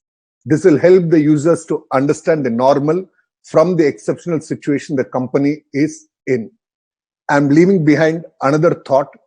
The dot-com crisis of early 2000, the global financial crisis of 2008, and now COVID. Probably it's time for all stakeholders to invest more resources in sustainability reporting beyond integrated reporting and business responsibility reporting. We at ICAI, we have made a beginning. So stay safe and stay healthy. Thank you for your patient attention. Thank you, MPVG, for your detailed deliberation. Now the time has come when we are looking to hear Mr. Alan Johnson, the Deputy President IFAC. And at the outset, my apology to Deputy President IFAC, because we were planning to complete the sessions half an hour before the scheduled time, but it's like a vice versa kind of a reverse kind of a situation that we have. And maybe you are some urgent meeting, maybe getting postponed because of our I will say, but we try to see that to combine the views of all these stakeholders across the globe and will be very valuable for the IFAC. So over to Alan Johnson, Mr. Alan Johnson, the Deputy President, IFAC. So good afternoon, good evening to the webinar participants from across the world. I'm the Deputy President of IFAC, and it is really an honor to be asked to make some closing remarks today. I would firstly like to thank President Atul Gupta and the Vice President Neha Jambusarya and our many presenters and audience participants. The ICAI is a very active and indeed important member of IFAC, and it really was a great initiative to hold this COVID-19 webinar today, very timely, as has already been said, to discuss some very relevant matters in these very challenging times. And I'm especially pleased that Dr. Inki Ju, the IFAC president, and Tom Seidenstein, who is the chair of the IAASB, are able to participate today. And I also thank the Indian international speakers for taking time out on Easter Monday to share their views on the impact of COVID-19 on reporting and assurance. We have heard from speakers from 4 continents: Asia, Australasia, Europe, and North America, from colleagues in Korea, India, Indonesia, Sri Lanka, Malaysia, Myanmar, Australia, Spain, Ireland, UK, Romania, USA, and Canada. And these insights over the last 3 years have been most interesting, and not least because of the diversity of our geographic views. This really does show the convening power of our global profession, coming together at a time of need to share our views from our different and various perspectives. This is the power of a global profession, willing to step up in our role always to work, of course, in the public interest. For me, today's webinar made a few things very clear. Quality audit, and indeed the work of our profession generally, remains as important as ever to the healthy functioning of capital markets and economies. Our work is as important to multinational industries as it is to small businesses, and in turn to communities, families, and individuals. All of us are facing some of the same issues around the world, albeit in different ways. We have an enormous responsibility and an opportunity to avoid fragmented responses to our current situations.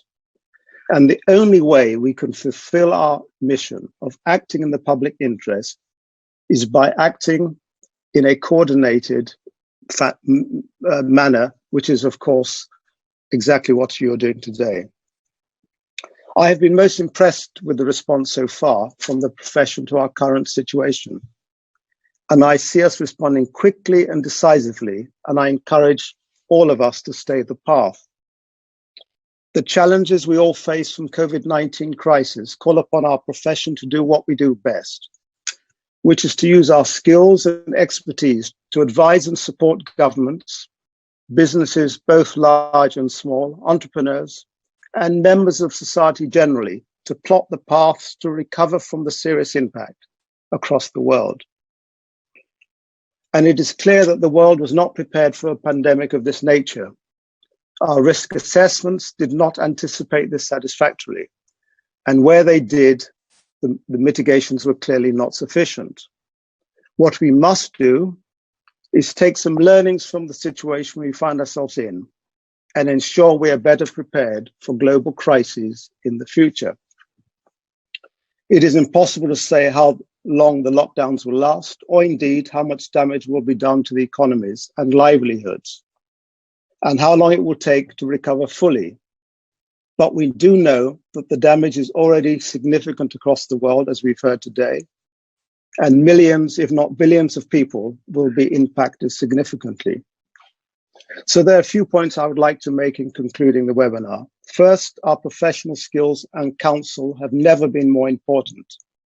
We need to help guide our governments, our businesses, large and small, and indeed individual members of society in planning beyond the crisis to support a resumption of economic activity. Second, we're also going to see public sector financial management become more important than ever before, as governments around the world are called upon to support their citizens in unprecedented ways and often without the infrastructure or standards by which to do so. Again, this represents not only an opportunity for the profession, but a very important responsibility. We must continue to campaign for improvements in public sector financial management, including the adoption of international public sector accounting standards, to help governments make greater visibility of their resources and commitments and make decisions based on sound financial management to help deliver better services to societies. Facilitating effective management of public assets has always been the work of the IPSASB, and today they can work closely with governments to help facilitate the practical implementation and solutions. One thing clearly coming out of this crisis is that governments clearly have not invested sufficiently in basic public services, partly because of lack of resources or indeed other political priorities. We need to focus carefully on the question of what role our profession should play in helping to enhance the public sector accountability and ensuring that investments are made to strengthen public services everywhere in the world. And finally, as we go forward, we need to focus on the learnings from this crisis with respect to being prepared to manage global crises, and our risk management processes need to be strengthened. We have an important role to help strengthen risk management, both in terms of helping governments and businesses to plan and prepare for extreme events that are rare in frequency, but are significant in impact. Before I conclude, I want to say that I'm so glad that so many of us are able to be here today, albeit virtually, because it means we're healthy. But at the same time, I recognize how fortunate we are, and my thoughts go to all families across the world that have lost loved ones prematurely. There is no question that the heroes of today and tomorrow, and quite frankly for the foreseeable future, are the doctors, nurses, healthcare workers, researchers, and scientists. Everyone who is working to save lives and helping to protect us. We owe them an enormous debt of gratitude, a debt that we may never be able to fully repay. I am convinced that our global profession has never had such an important role as now to support society in tackling this global challenge and helping governments and businesses navigate the path to recovery. Our professional competencies, a collection of technical knowledge and abilities, combined with our interpersonal skills and behaviors, all underpinned by ethical behavior, are extremely relevant today. Never more important, our role as trusted advisors. We need to continue to focus in earnest on what we do, which will be equally important on the other side of this terrible pandemic, as governments need the mechanisms to provide financial support to public health systems and citizens, as economies start to recover, as businesses need to rebuild cash flow. We have to be there as partners and problem solvers with them. I have really enjoyed following this webinar today, and I am proud that I am a member of a global profession that does so much good in society to make the world a better place. My thanks again to all speakers, to all participants from around India and many other countries around the world. I do hope that we will be able to get through this crisis soon. COVID-19 has shown us that global pandemics do not discriminate, and we are all impacted, some obviously worse than others, irrespective of our positions in society. And I also hope that looking forward, we will find ourselves in a world that is fairer, kinder, and more compassionate. So please keep safe and stay well. Thank you. Thank you very much, sir. Alan Johnson, the Deputy President of the IFAC, for your kind words and the blessings and guidance and the empathy.